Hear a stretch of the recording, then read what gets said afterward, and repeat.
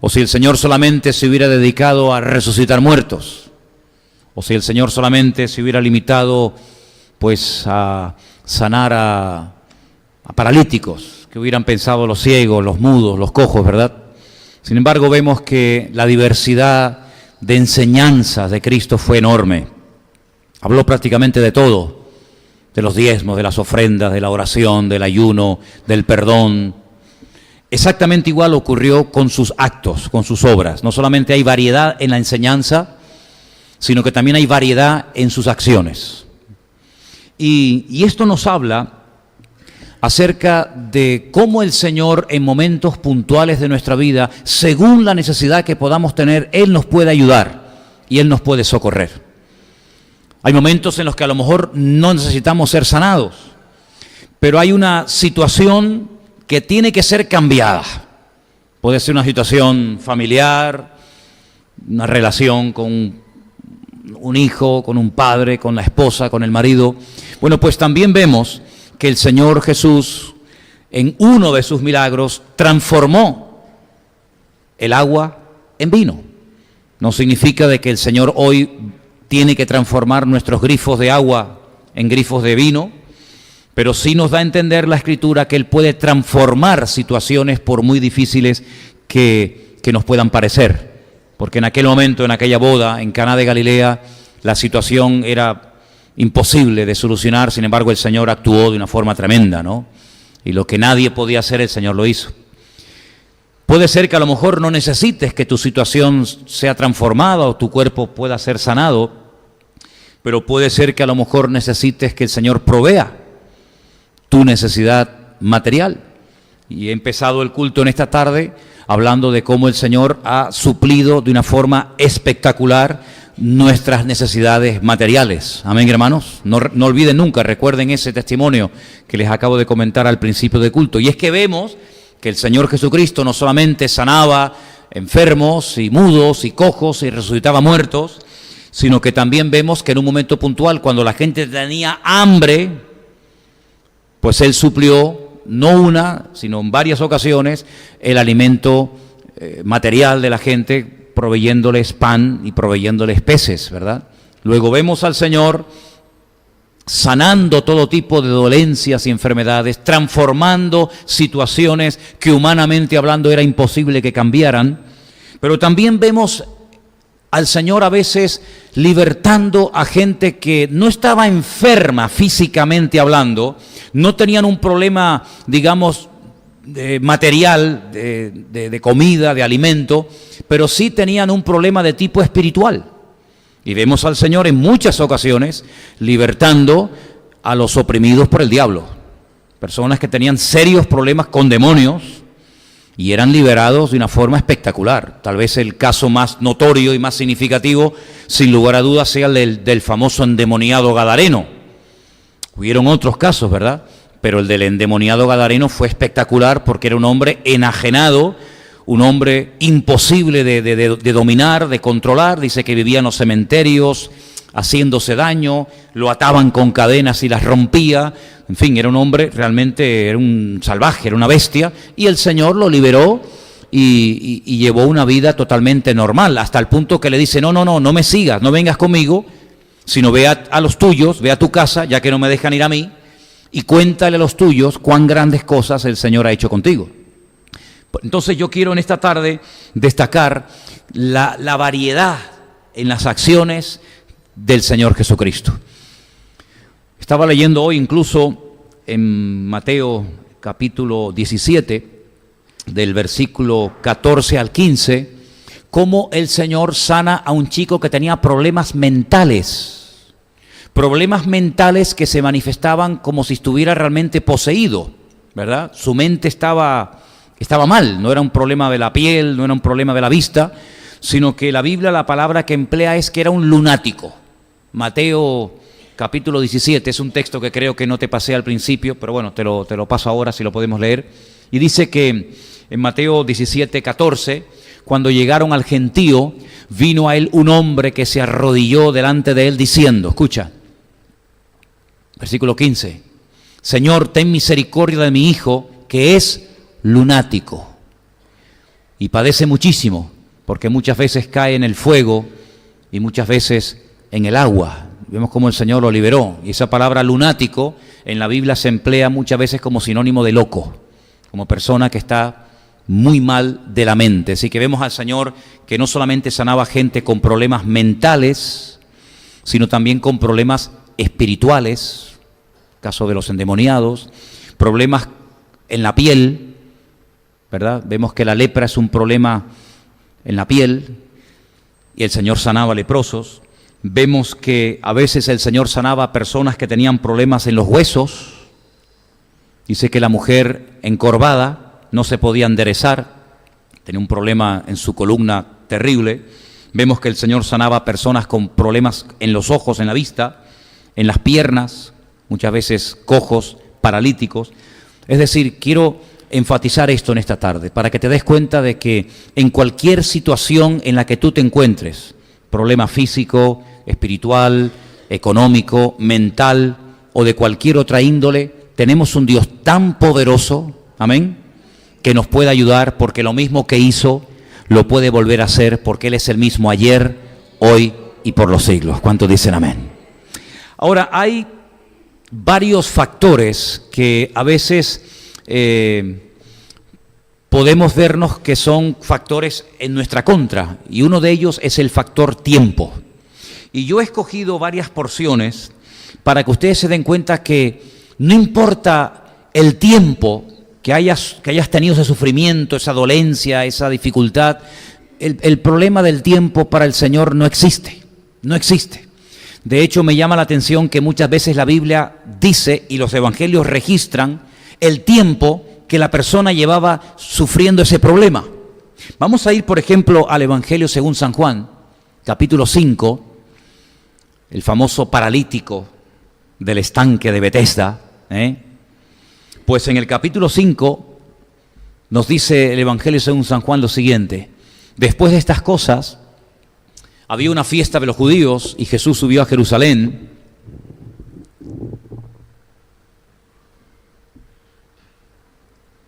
Nos quedamos en Jerusalén y vamos a ver lo que pasó con la visita del Señor en Jerusalén. Ahí estamos. Y dice que cerca de la puerta de las ovejas hay un estanque que en hebreo se llama Betesda, la casa de la misericordia, el cual tiene 5 pórticos. En estos yacía una multitud de enfermos, ciegos, cojos y paralíticos que esperaban el movimiento del agua. Versículo 4, porque un ángel descendía de tiempo en tiempo al estanque y agitaba el agua, y el primero que descendía al estanque después del movimiento del agua quedaba sano de cualquier enfermedad que tuviese. Y dice en el versículo 5, y había allí un hombre que hacía 38 años que estaba enfermo. ¿Os dais cuenta cómo el tiempo no pasa desapercibido para el evangelista Juan? ¿Se dan cuenta cómo no dice la Biblia que había un paralítico que llevaba pues mucho tiempo, sino que especifica 38 años, toda una vida, esperando algo que nunca iba a acontecer, esperando algo que nunca iba a suceder? Porque dicho sea de paso, en el estanque de Betesda, según la Biblia, no se curó nunca nadie de nada, hasta que llegó Cristo. ¿Cuántas veces la gente está esperando en lugares santos, en lugares donde dice que se apareció fulano o mengano, que ocurra el milagro y no ocurre nada? Bueno, así pasaba en el estanque de Betesda. Se había corrido la leyenda, el rumor de que un ángel descendía de tiempo en tiempo y movía las aguas, y el primero que se metía, es una cosa muy injusta, ¿no? El primero, y el segundo, ¿qué pasa con el segundo? Y el tercero, y el cuarto, amigo, llegaste tarde, ¿no? La gente estaba allí esperando algo que nunca sucedía, ¿vale? Hasta que llegó el Señor y sana a un hombre que lleva 38 años esperando un cambio, 38 años tirado como un perro. Lógicamente, aunque el ángel viniera, que no iba a venir, pero aunque el ángel viniera, él nunca iba a poder llegar al primero, porque lógicamente su problema le impedía llegar al primero, era paralítico. Y dice la Biblia que llevaba así 38 años. Entonces uno dice, bueno, ya después de 38 años, ya como que uno ya ha adoptado esa enfermedad, ya te has acostumbrado a vivir con ese problema, con ese marido, con ese problema, con ese hijo, con esa dificultad. Pero vemos que el Señor así, en décimas de segundo, solucionó lo que 38 años de larga espera tirado en el estanque de Betesda no pudieron cambiar. ¿Te das cuenta? Así que el factor tiempo no te tiene por qué asustar, sino todo lo contrario. El Señor puede cambiar las cosas en décimas de segundo cuando confiamos en Él. ¿Cuántos dicen amén? Hay otro ejemplo en el Evangelio también San Juan, capítulo 9. Vamos a Juan capítulo 9, porque este es aún peor. El paralítico del estanque de Betesda llevaba 38 años, pero ni te cuento. Al pasar, vio Jesús a un hombre ciego de nacimiento. Ciego de nacimiento. Este no llevaba unos cuantos años en esta condición, sino que ya había nacido así. Ya era ciego desde el vientre de su madre. Aún no había nacido y ya era ciego. Nunca vio. No es como otros ciegos que dicen, Señor, yo lo que quiero es recobrar la vista. Personas que a lo mejor vieron un tiempo, pero que se quedaron ciegos. Como fue el caso, por ejemplo, del patriarca Isaac. El patriarca Isaac vio perfectamente. La Biblia dice que vio de lejos a su futura esposa y se enamoró de ella, ¿no? Pero sin embargo, cuando es adulto, cuando es mayor, no puede ver.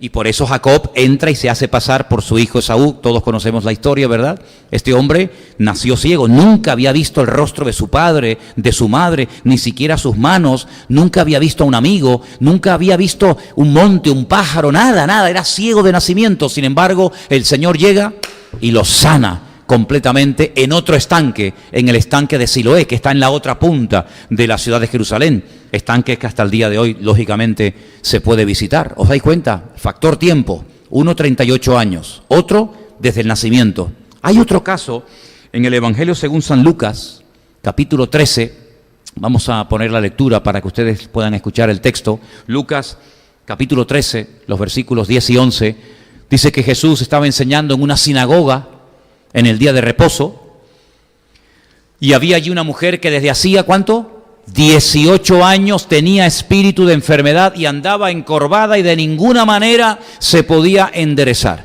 Yo creo que tanto Lucas como Juan como otros evangelistas anotan y apuntan y escriben los años que llevaban de martirio y de sufrimiento para que quede bien claro que aquello no era una dolencia pasajera, que aquello no era algo que le pasó por la mañana, pero que a lo mejor por la tarde se iba, sino que eran personas que llevaban muchos años sufriendo. 18 años esta pobre mujer congregándose en una sinagoga y de ninguna manera se podía enderezar. Y el que lo está contando es un médico, es Lucas. Dice que no hay forma de enderezar la vida de esta mujer. Un problema, no sé, de artrosis, yo no sé lo que fuera, pero lo que está bien claro que eran 18 largos años.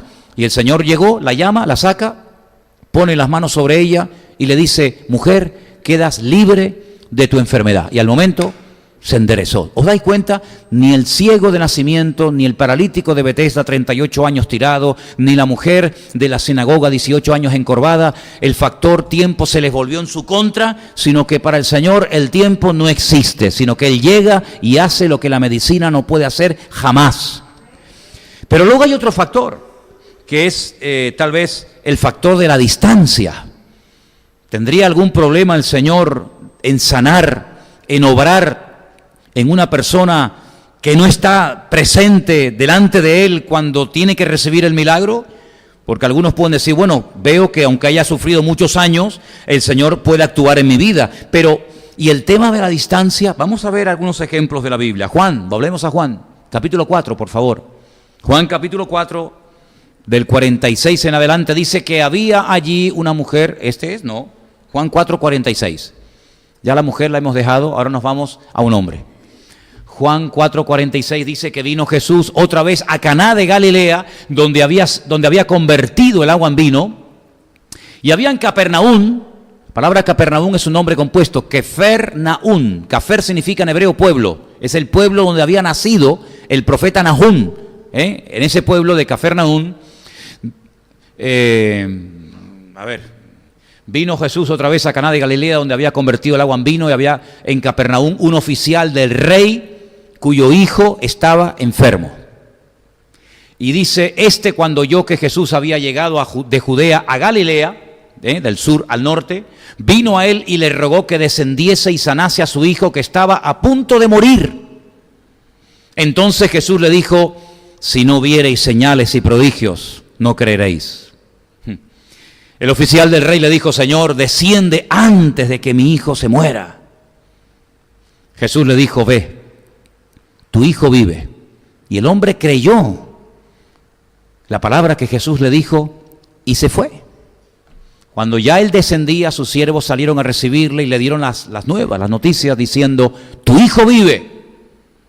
Entonces él les preguntó, ¿a qué hora había comenzado a estar mejor? Y le dijeron, ayer a las 7 le dejó la fiebre.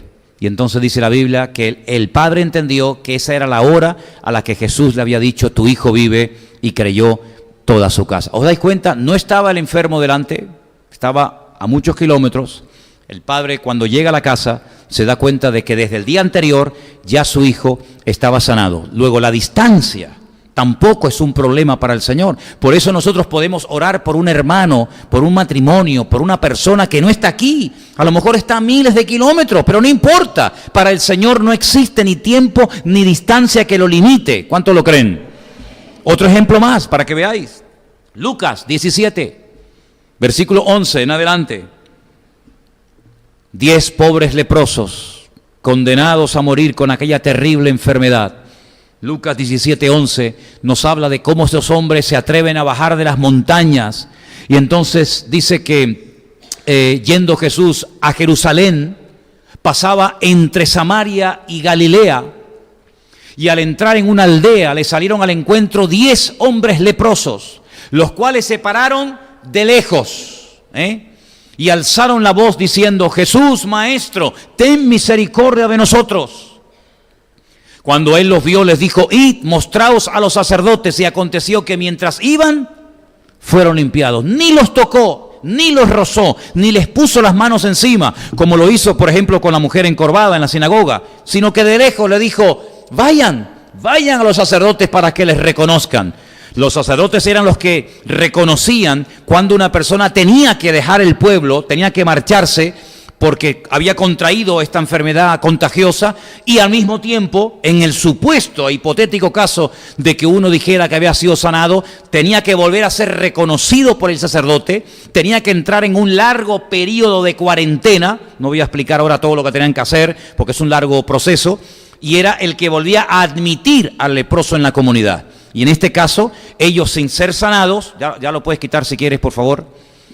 En este caso, ellos sin ser sanados, sin sentir absolutamente nada, sin ser tocados por la mano del Señor, en obediencia, dicen, bueno, dice que vayamos a los doctores, dice que vayamos a los sacerdotes, pues vamos, a ver qué pasa. Y mientras van caminando, se produce el milagro. Un milagro a la distancia. Luego, el factor tiempo y el factor distancia no tiene por qué limitarte, ni asustarte, ni atemorizarte, porque el Señor no lo limita nada ni nadie. ¿Cuántos dicen amén, hermanos?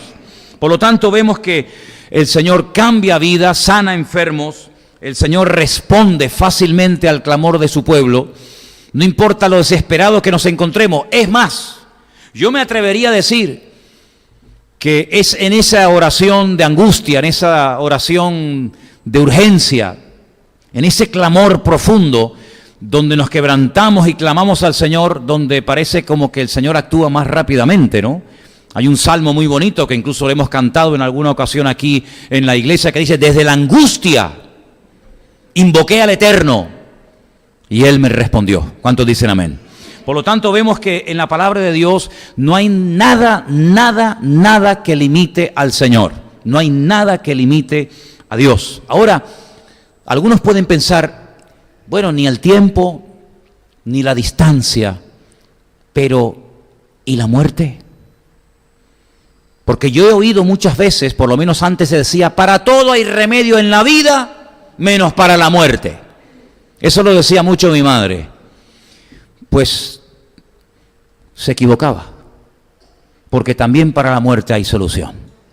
Porque la Biblia dice en una de las cartas que Pablo le escribe a una iglesia que estaba pasando un momento muy difícil debido a las persecuciones en la ciudad de Tesalónica, que nosotros no somos como los que no tienen esperanza, porque si creemos que el Señor murió y resucitó, así también traerá el Señor a los que durmieron en Él, ¿verdad?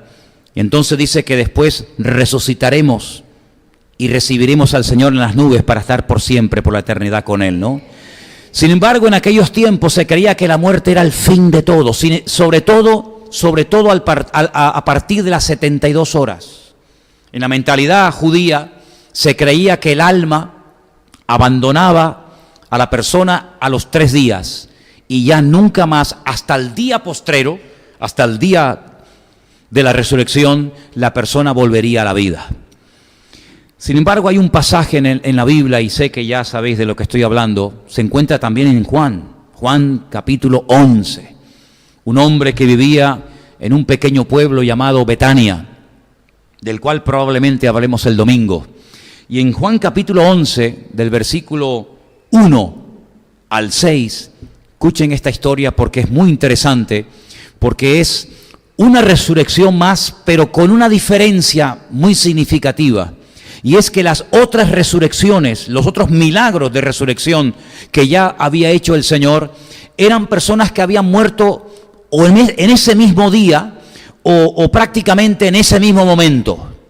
Sin embargo, esta resurrección es diferente. Porque dice la Biblia que había uno que estaba enfermo, que se llamaba Lázaro, vivía en Betania, la aldea de María y de Marta, su hermana. Y María, cuyo hermano Lázaro estaba enfermo, aquí hay un dato muy interesante. Esa María, que era la hermana de Lázaro, fue la que ungió al Señor con perfume y le enjugó los pies con sus cabellos. Yo no sé cuántos recuerdan la historia, pero hay un momento en el que Jesús está en una casa y llega una mujer y con un vaso de alabastro de nardo puro, de aquello era un dineral, se lo derrama totalmente al Señor, y uno de sus discípulos hace el siguiente comentario: menudo desperdicio. Y ese comentario lo oyó el Señor. Porque lo haya hecho en voz alta o en voz baja, lo que decimos el Señor lo oye. ¿Y cómo se atreve Judas, uno de los discípulos de Cristo, a decir: por favor, te has pasado? Esto es un desperdicio. Esto se podía haber vendido aproximadamente, y ya saca las cuentas, alrededor de 300 denarios. Y se podía haber dado algo a los pobres. Y dice Juan, no es que tuviera mucha carga y mucha preocupación por los pobres, ¿no? Sino que como era ladrón, metía la mano en la bolsa y decía: me podía haber llevado yo un buen pellizco, ¿no? Con estos 300 denarios. Y el Señor dijo: no la molesten, déjenlo, porque esto lo ha hecho, con un acto de agradecimiento y de amor, y en todo lugar donde se predique el Evangelio se hablará de lo que esta mujer ha hecho. Y se cumplió al pie de la letra, porque hoy, 2000 y pico años después de este milagro, o de este acto, estamos hablando de esta mujer, lo que se cumplió literalmente, ¿verdad? Bueno, pues, para más Inri, esta mujer había demostrado una devoción y un amor por el Señor espectacular. Así que enviaron las hermanas, Marta y María, a decirle al Señor: Señor, he aquí que el que amas, como diciéndole: oye, si lo amas, no dice ven a ayudar a Lázaro, sino ven al que amas, está enfermo. Oyéndolo Jesús dijo: esta enfermedad no es para muerte, sino para la gloria de Dios. Vamos a pararnos un momento aquí, porque siempre relacionamos enfermedad con pecado, enfermedad con algo malo, pero aquí hay un matiz, aquí hay un dato muy importante. Jesús dijo: un momento, otras no, pero esta enfermedad es para la gloria de Dios. Luego hay enfermedades que son para la gloria de Dios. Bueno, ¿no lo veis ahí o qué? ¿Está más claro que el agua? Pues si con la enfermedad que el Señor ha permitido en mi vida o en la vida de cualquiera de nosotros puedo glorificar a Dios, bienvenida sea. Porque si lo que queremos es darle gloria a Dios, se la daremos en vida, en muerte, sanos, enfermos, solteros, casados, viudos, separados, viejos, jóvenes, adolescentes, me da igual. Pero si es para la gloria de Dios, pues gloria a Dios. Y Jesús dijo: esta enfermedad no es para muerte. Es decir, la muerte no se va a llevar la medalla, la muerte no se va a llevar el galardón, sino que esta enfermedad es para la gloria de Dios. Y añade: para que el Hijo de Dios sea glorificado por ella. Es decir, esta enfermedad lo que va a traer es gloria al Hijo. ¿Cuántos dicen amén? Jesús amaba a Marta y a su hermana y a Lázaro, no solamente a Lázaro, sino a las hermanas. Cuando oyó pues que estaba enfermo, ¿qué hubieras hecho tú? Nuestra hermana Cordy me hablaba esta mañana de que su papá está muy enfermo. Este hermano que ha estado con nosotros aquí en la iglesia en varias ocasiones, lo conocemos, ¿verdad? Probablemente a lo mejor tenga que salir de viaje mañana o pasado mañana o la próxima semana, porque está enfermo y hay que ir. Bueno, ¿y el Señor qué hace?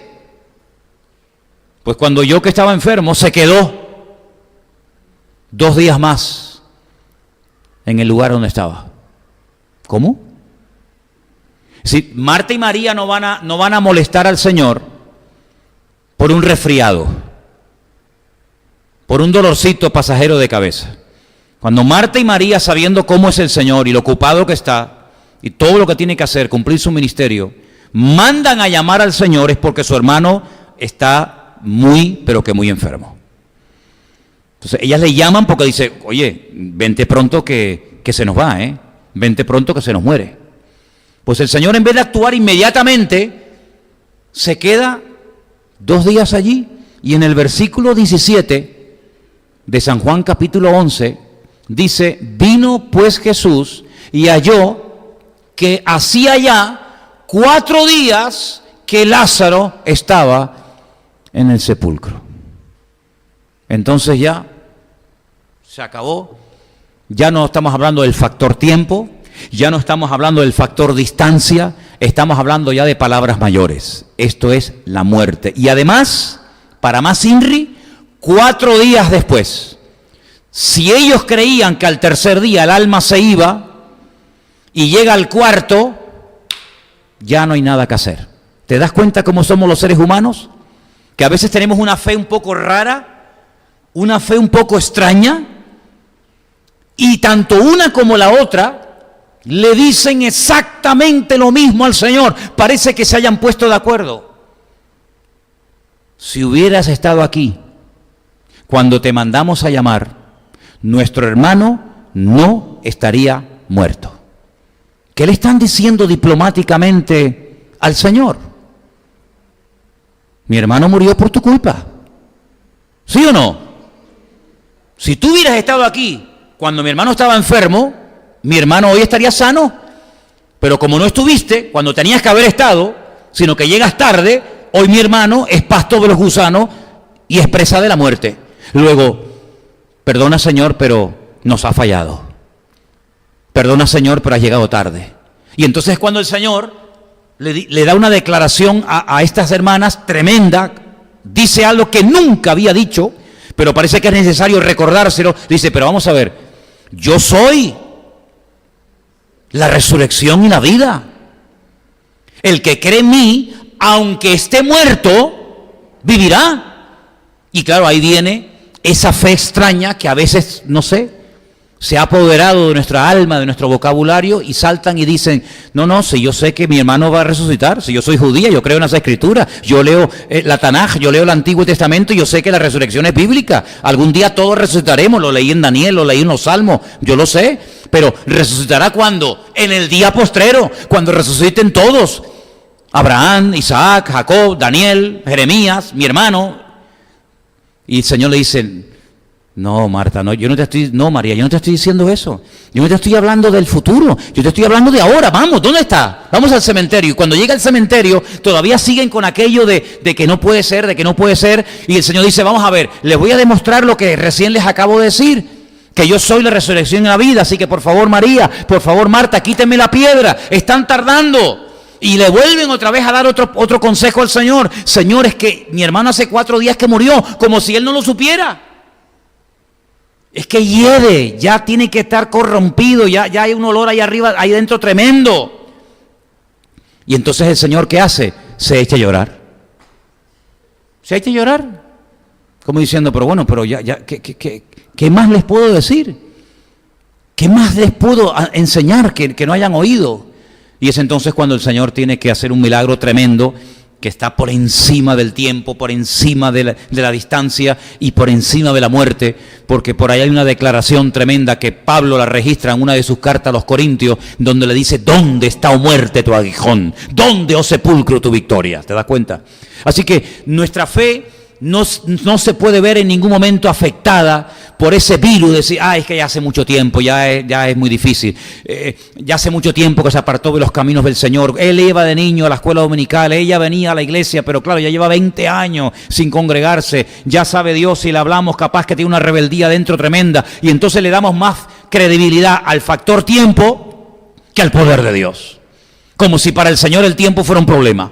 ¿Te das cuenta? ¿Cuánto tiempo necesitó el Señor para crear el cielo y la tierra? ¿Cuánto? ¿Cuánto tiempo necesitó el Señor para crear una estrella? Dice: no, es que el universo tiene no sé cuántos millones de años. Bueno, para ustedes sí, porque ustedes necesitarían cientos de miles de millones de años para decir: esto ha salido con el factor tiempo, pero para el Señor dijo: sea la luz, y fue la luz así al momento. ¿Qué te parece? La distancia tampoco es un problema para el Señor, no importa. Hasta una persona que no necesitaba ningún milagro, ninguna transformación, lo ve y le dice: escuchen, chicos, miren, fíjense en ese chico, fíjense en este muchacho. Este es un verdadero israelita. Y este hombre se le queda mirando y dice: pero si nosotros nunca nos hemos visto las caras, es la primera vez que nos encontramos. ¿Cómo sabía el Señor? Porque el Señor lo sabe todo. Dices que yo te vi cuando estabas debajo de la higuera. Yo no sé lo que estaba haciendo debajo de la higuera, yo no sé lo que significa eso, yo te vi debajo de la higuera, pero lo que está bien claro es que a Natanael lo reventó y le dijo: Dios mío, Señor mío, y le dijo: no te sorprendas, porque a partir de ahora vas a ver cosas mayores, ¿te das cuenta? Por lo tanto, lo que tenemos que partir de la base es que cuando oramos, Dios oye. ¿Cuántos dicen amén? Por eso David le puso a uno de sus hijos Eli Shama, que significa Dios oye. Pero bueno, está bien saber que Dios oye, amén, hermanos. Está buenísimo. Saber que cuando yo oro, cuando nosotros oramos, el Señor nos oye, eso es una bendición espectacular. Pero ¿y si no me responde? No, pero es que cuando Él te oye, es porque Él te va a responder, porque si no es que ni te oiría. No es que tú le cuentas algo al Señor, Él lo oye, pero dice: hazte el loco, ni caso. No. La promesa dice: esta es la confianza que tenemos en Él, que si Él nos oye, sabemos que tenemos las peticiones que le hayamos hecho. Él no te va a oír para no responderte. Puede ser que la respuesta no sea de tu agrado, como el otro día nuestro hermano Anderson nos compartía. Puede ser que la respuesta sea un no, pero no significa de que no te haya respondido, porque el no también es una respuesta, como el sí también lo es. Pero el silencio no es ninguna respuesta. Cuando Dios te oye es porque Dios te va a responder. Porque dice que esta es la confianza que tenemos que desarrollar y mantener en el Señor. Que si Él me oye, Él me responderá a la petición que le hayamos hecho conforme a su voluntad, evidentemente, ¿no? Por lo tanto, hermanos, cuando nos encontremos en cualquier situación, de la índole que sea, física, espiritual, mental o lo que sea, podemos tener la completa seguridad de que el Señor, cuando clamamos a Él, Él nos está escuchando. Y esa es la garantía de saber que el Señor va a responder a mi favor. Porque si hay algo que el Señor nos ha demostrado clarísimamente en todos estos años y a lo largo de nuestra vida, es que Él se interesa por nuestras cosas. ¿Cuántos dicen amén? Él tiene mucho interés en tus hijos. Si Él te los dio, si Él fue el que te los dio, ¿cómo no va a tener interés por Él, por ellos? Si no te los hubiera dado. Él tiene mucho interés en tu salud. Si el Señor cuando creó al hombre lo creó sano, no lo creó lleno de enfermedades y después se las fue quitando poco a poco. Lo creó sano. El Señor tiene mucho interés en tu estabilidad emocional, en tu equilibrio psicológico. ¿Cómo va a querer el Señor que seas un perturbado, que no duermes, pesadillas, cosas raras, se me va la memoria, ahora entiendo? No, el Señor te quiere tener en perfectas condiciones. Y dentro de la edad que cada uno pueda llegar a tener, dentro de esa edad, lo mejor posible, porque esa es la voluntad de Dios. No relacionemos edad con enfermedad, eso es mentira. ¿Qué pasa? ¿Que los jóvenes no se enferman? Parece que, no, es que es mayor, tiene que estar enfermo. ¿Quién dijo que un mayor tiene que estar enfermo? Porque en el hospital hay niños con 7, 8, 9 años que están enfermos y están muriendo de enfermedades que gente con 80 años no tiene. Luego no relacionemos cosas que la Biblia no las asocia, como decir, no, es que es rebelde porque es joven. ¿Y quién dijo? ¿Quién dijo que la rebeldía? ¿Quién dijo que la rebeldía tiene que ser la característica principal de la vida de un joven? Cuando vemos en la Biblia jóvenes que no tenían de rebelde nada, sino al contrario, eran gente ejemplar, obediente. Mira David, mira José y tantos personajes. Por lo tanto, no hagamos asociaciones de cosas que no tienen ningún fundamento bíblico. Mira, la Biblia dice, y todo vuestro ser, espíritu, alma y cuerpo, que esté guardado irreprensible para la aparición de nuestro Señor Jesucristo. Por lo tanto, tenemos que pedirle al Señor cada día que nos sane, que nos perdone, que nos limpie, que nos mantenga bien, que nos mantenga fuertes, que nos mantenga equilibrados, porque esa es la voluntad del Señor. ¿Cuántos dicen amén?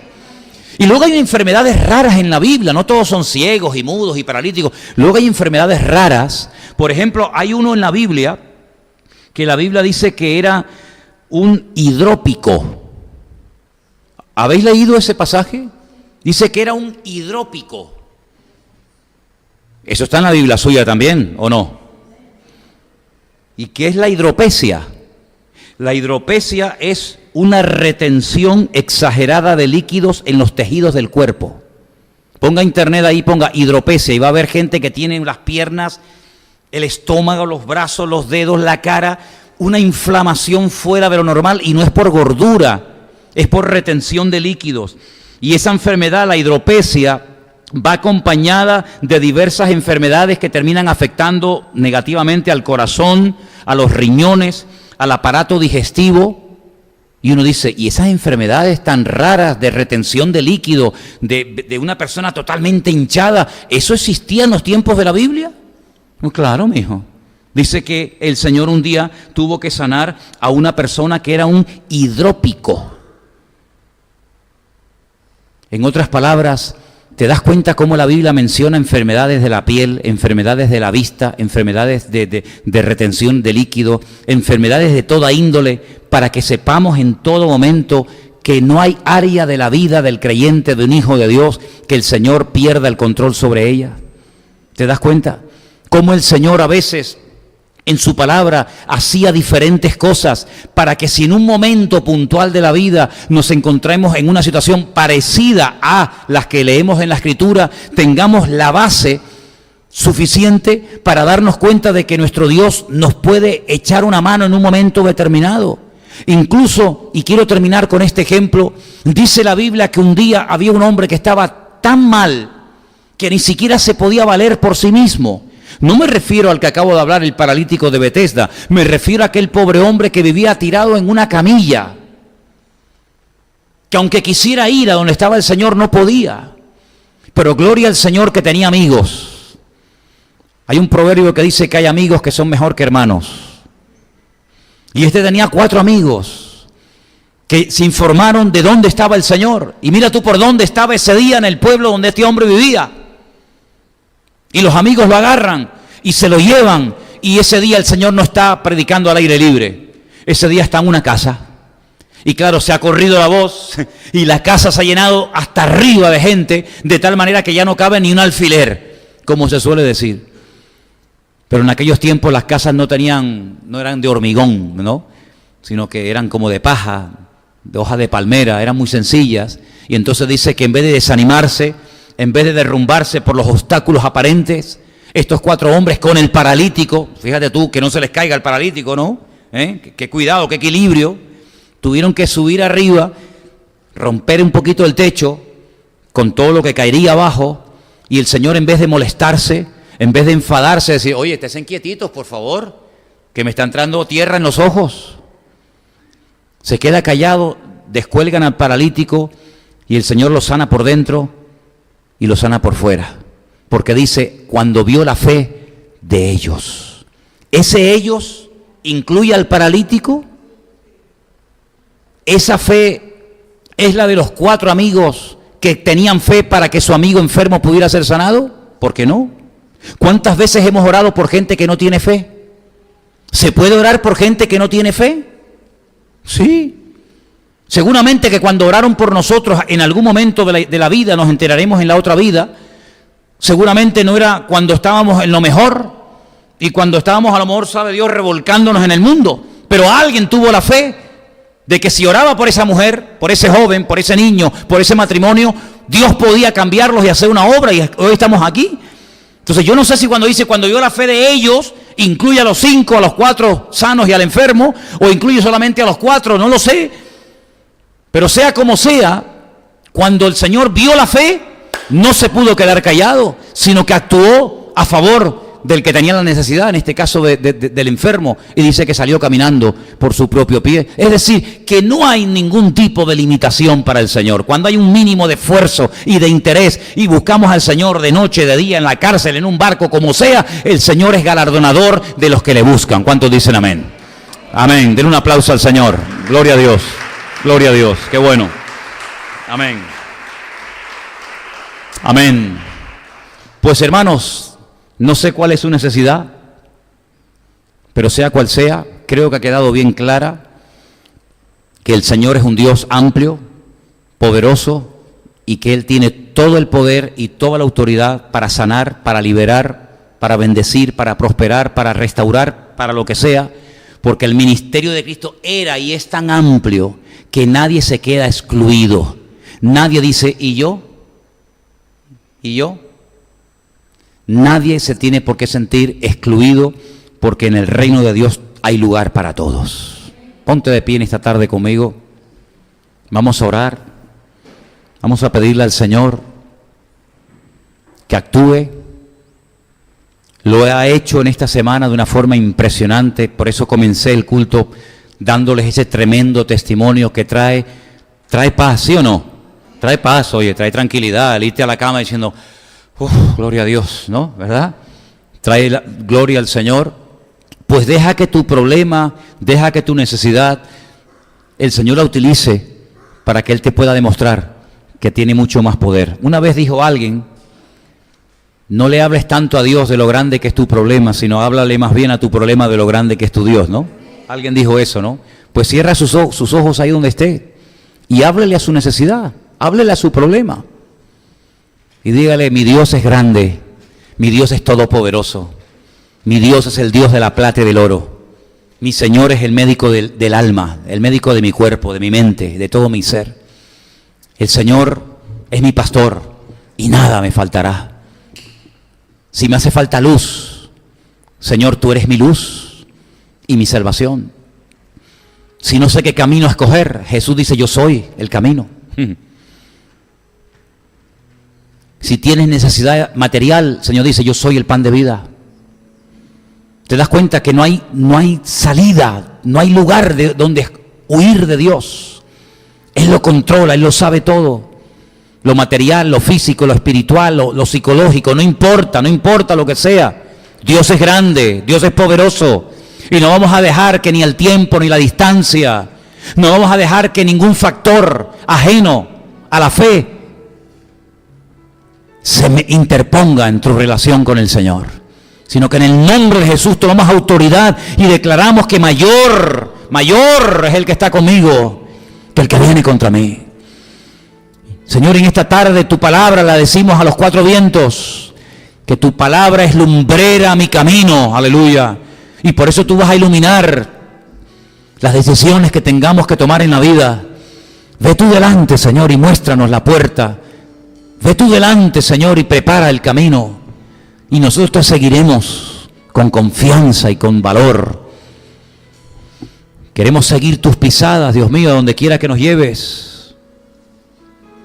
Y te doy gracias porque tú eres amplio y eres maravilloso, no hay nada que te limite.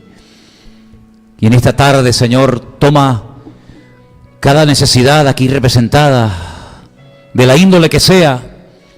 Llévate estas cargas, estas preocupaciones, estos temores físicos, espirituales, de soledad, de angustia, de incomprensión, de lo que sea. Tiene que marcharse en el nombre de Jesús, porque el Señor ha prometido estar con nosotros todos los días del año, de nuestra vida. Él estará conmigo. Tu vara, tu cayado me infunden aliento. Gracias, Señor, porque unge mi cabeza con aceite. Gracias, Dios mío, porque puedo alzar mis ojos y mirarte y verte a ti en medio de los temores y las tormentas de la vida. Y podemos caminar por encima de las tormentas y podemos pisar por encima de serpientes y escorpiones. Y podemos caminar de victoria en victoria y de gloria en gloria. Porque tú así lo has prometido en tu palabra. Y en esta tarde te pido que nos ayudes y nos fortalezcas en la fe, para que todos y cada uno de nosotros podamos mirarte a ti cada día. Gracias por tu palabra, Señor. Gracias por estos ejemplos de milagros diversos. Gracias por la variedad de tu ministerio y de tus obras. A ti la gloria y la honra, Señor, en esta noche. En el nombre de tu amado Hijo Cristo Jesús. Amén. Y amén. Saluda a tu hermano en esta tarde, el hermano. Confía en el Señor y Él hará. Confía en el Señor.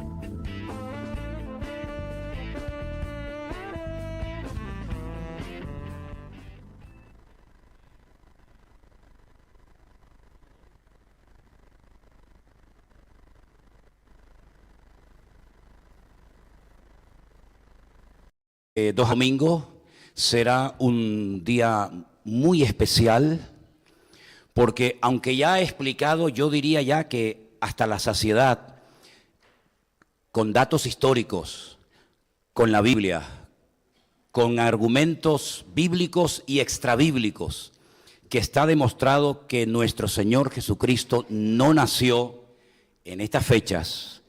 No nació el 24 de diciembre, sino en otra fecha, ya lo hemos explicado. En este calendario que usamos nosotros y que lo usamos para todo, para saber cuándo son nuestras vacaciones, saber cuándo es el verano, cuándo son las distintas celebraciones que este país celebra, etcétera, etcétera, han establecido un día en el que teóricamente, porque cada vez menos, no sé si habéis dado cuenta, cada vez menos la gente hace como un alto en el camino para recordar un hecho trascendental en la historia de la humanidad, como fue nada más y nada menos que el nacimiento del Mesías, el Hijo de Dios, en Belén de Judea, ¿sí? Entonces, el próximo domingo nosotros queremos utilizar esta oportunidad para traer gente nueva a la iglesia y estamos preparando, como todos los años, un programa especial donde habrán canciones especiales, obras de teatro, toda una serie de decorados que se van a poner.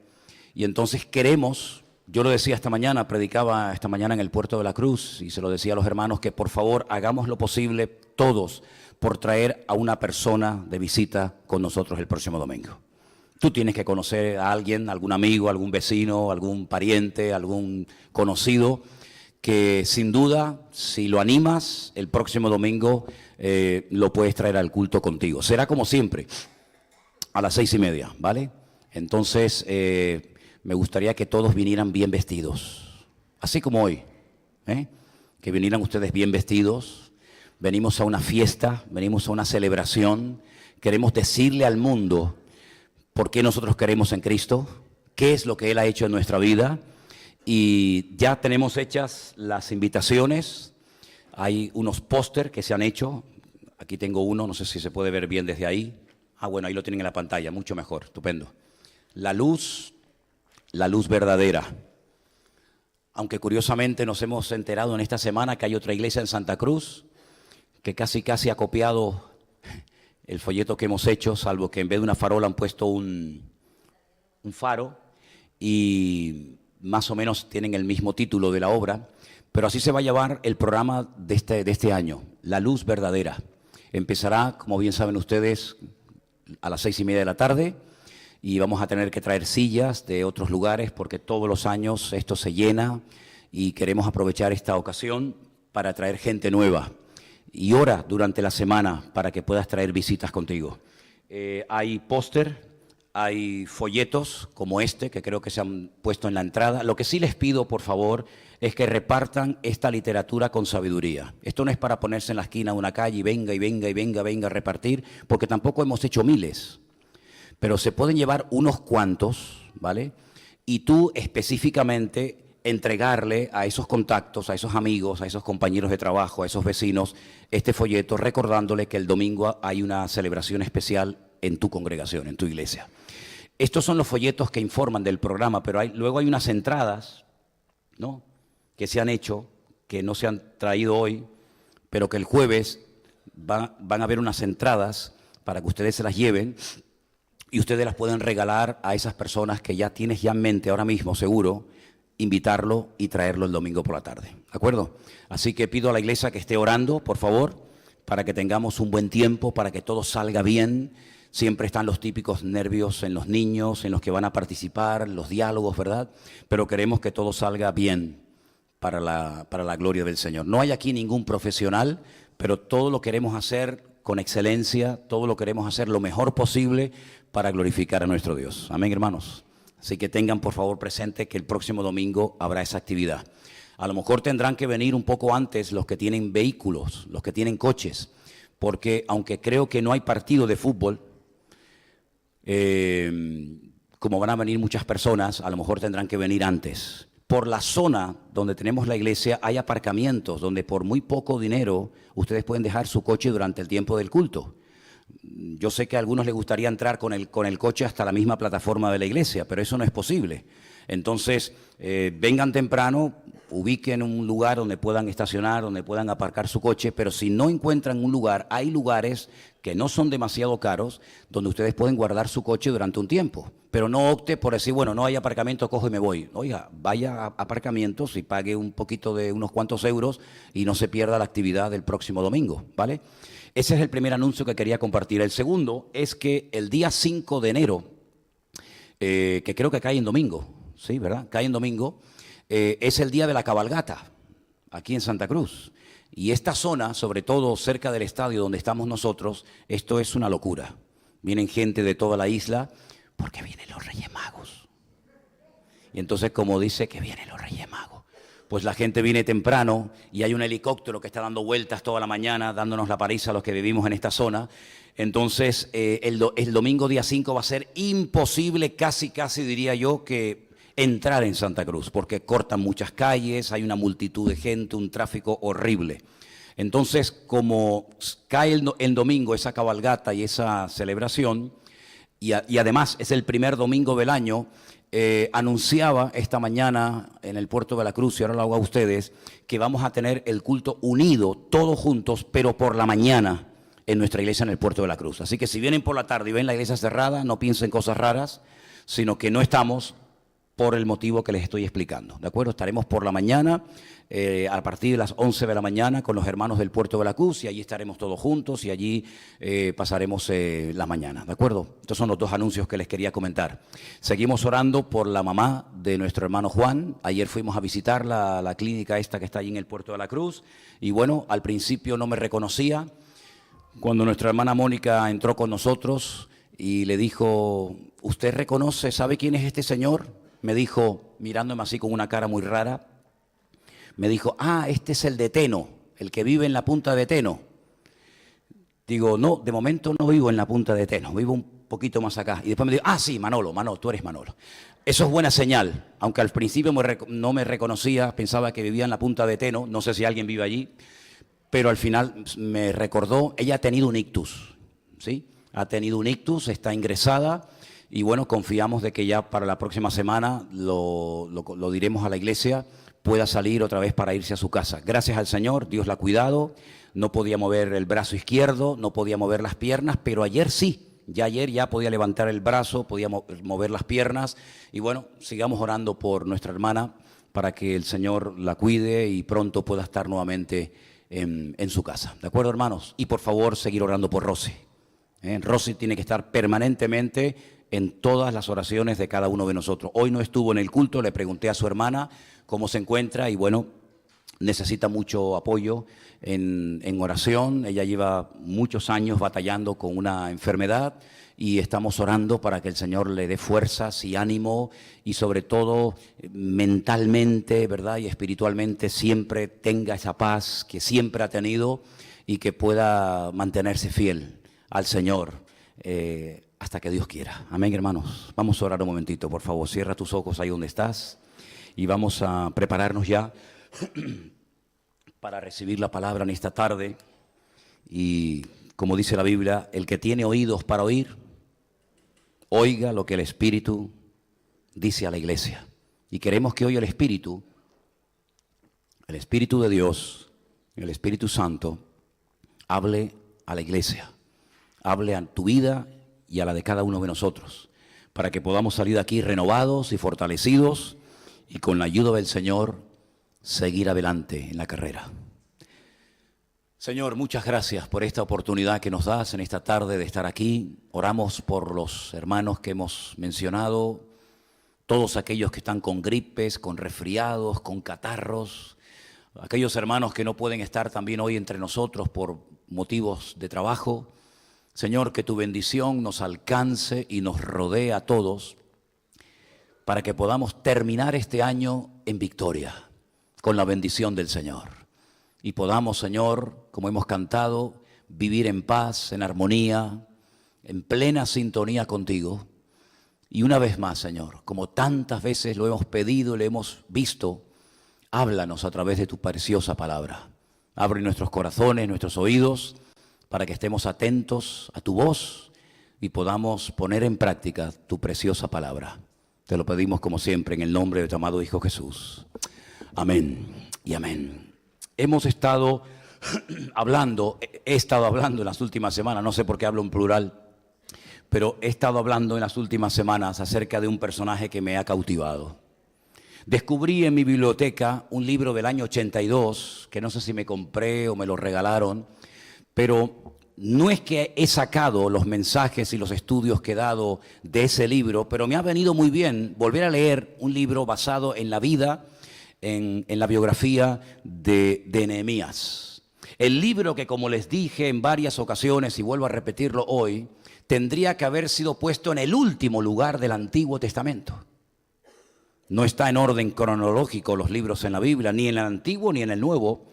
Pero si se hubiera hecho así cronológicamente la historia bíblica, el libro de Nehemías, repito, ocuparía el último lugar, porque después de Nehemías ya no se nos cuenta más historia, ya no sabemos qué pasó con el pueblo de Israel. Tendríamos que recurrir a la historia extrabíblica y leer la historia de Israel en el tiempo del imperio de los griegos, con Alejandro Magno, con los seleucidas, con los macabeos y con todos aquellos personajes que no menciona la Biblia. Hay un vacío de historia, hay un vacío de información de casi 400 años desde que se termina de componer, de escribir el Antiguo Testamento, hasta que vemos al primer profeta, después de casi 4 siglos sin voz profética, predicando nada más y nada menos que en el desierto de Judea, junto al río Jordán. Hablo nada más y nada menos que de Juan el Bautista, como bien saben ustedes.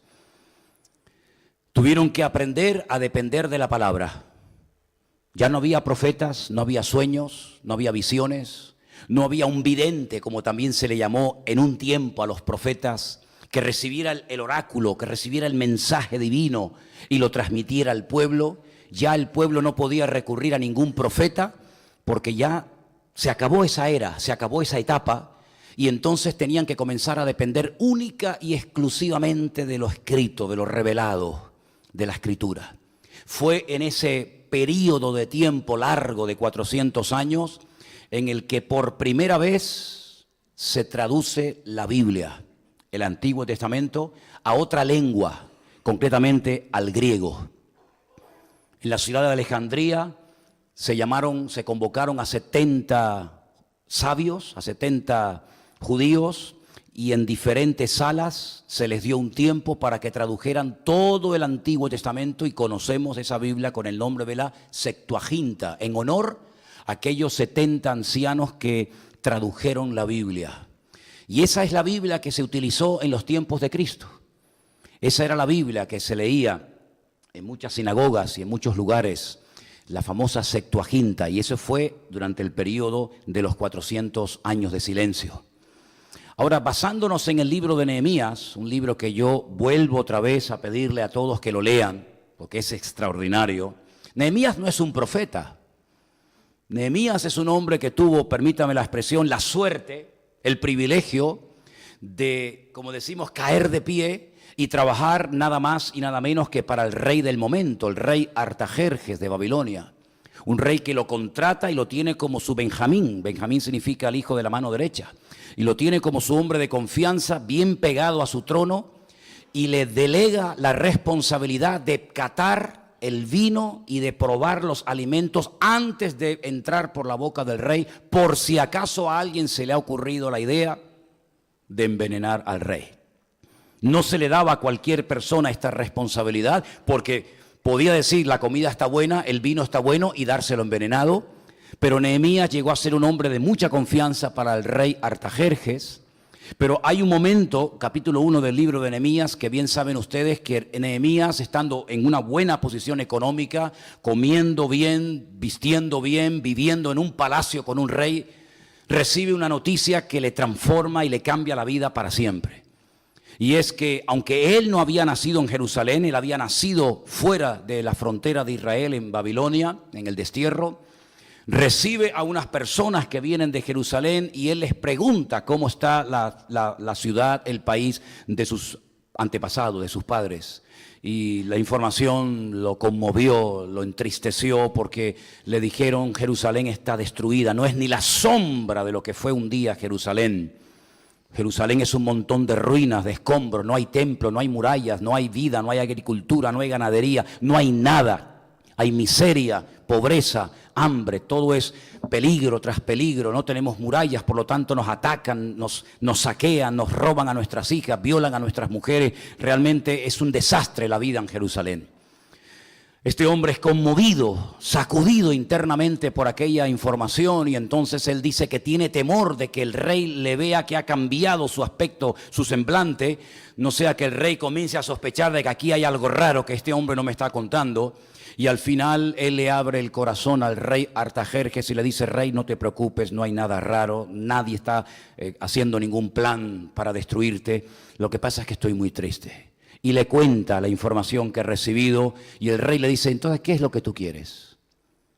Y le dice: quiero que me des permiso, que me avales, que me apoyes, que me des cartas, autorización para pasar muchas fronteras que hay desde aquí hasta mi tierra, más de 3.000 kilómetros de distancia, y quiero que me dejen pasar por los ríos, por los valles, por las montañas, hasta llegar a Jerusalén, y cuando llegue a Jerusalén oraré a mi Dios y que Él ponga su voluntad en mi corazón.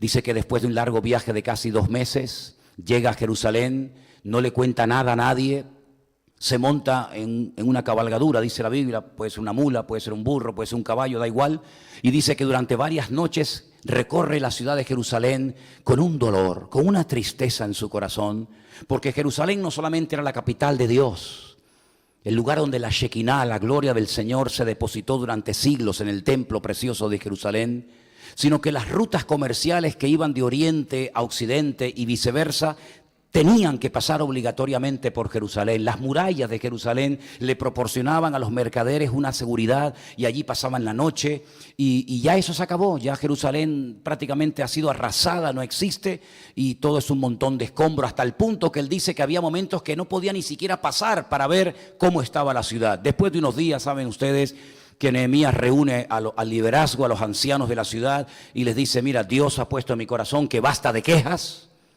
no vamos a sacar nada quejándonos, No vamos a sacar nada lamentándonos, sino que vamos a ponernos manos a la obra.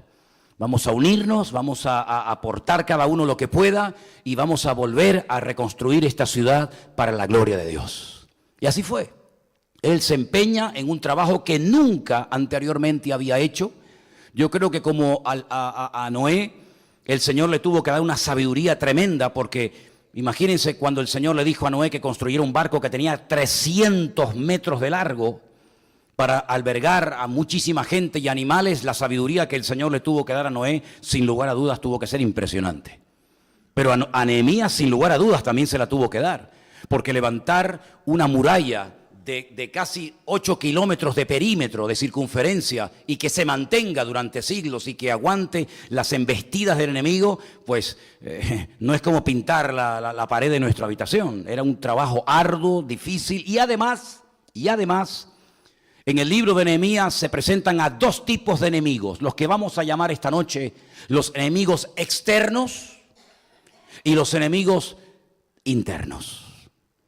Las murallas iban a proteger, iban a proporcionar una seguridad, una tranquilidad a los habitantes de Jerusalén, puesto que las murallas fundamentalmente se levantaban para eso, para proteger a la ciudadanía, a los habitantes de enemigos externos que quisieran venir a robar o hacer daño. Pero mientras yo leía las páginas del libro de Nehemías, me preguntaba, ¿y qué podemos hacer espiritualmente hablando para protegernos de enemigos de casa? Porque cuando leemos la Biblia le damos mucha importancia a los demonios, al diablo, a los principados, a las potestades, y sabemos versículos como ese que dice que que el diablo está como león rugiente buscando a quien devorar y que nuestra lucha no es contra sangre y carne, ¿verdad? Y como que tenemos claro lo que es el mundo espiritual y oramos y tomamos autoridad y reprendemos y todo eso que ya sabemos.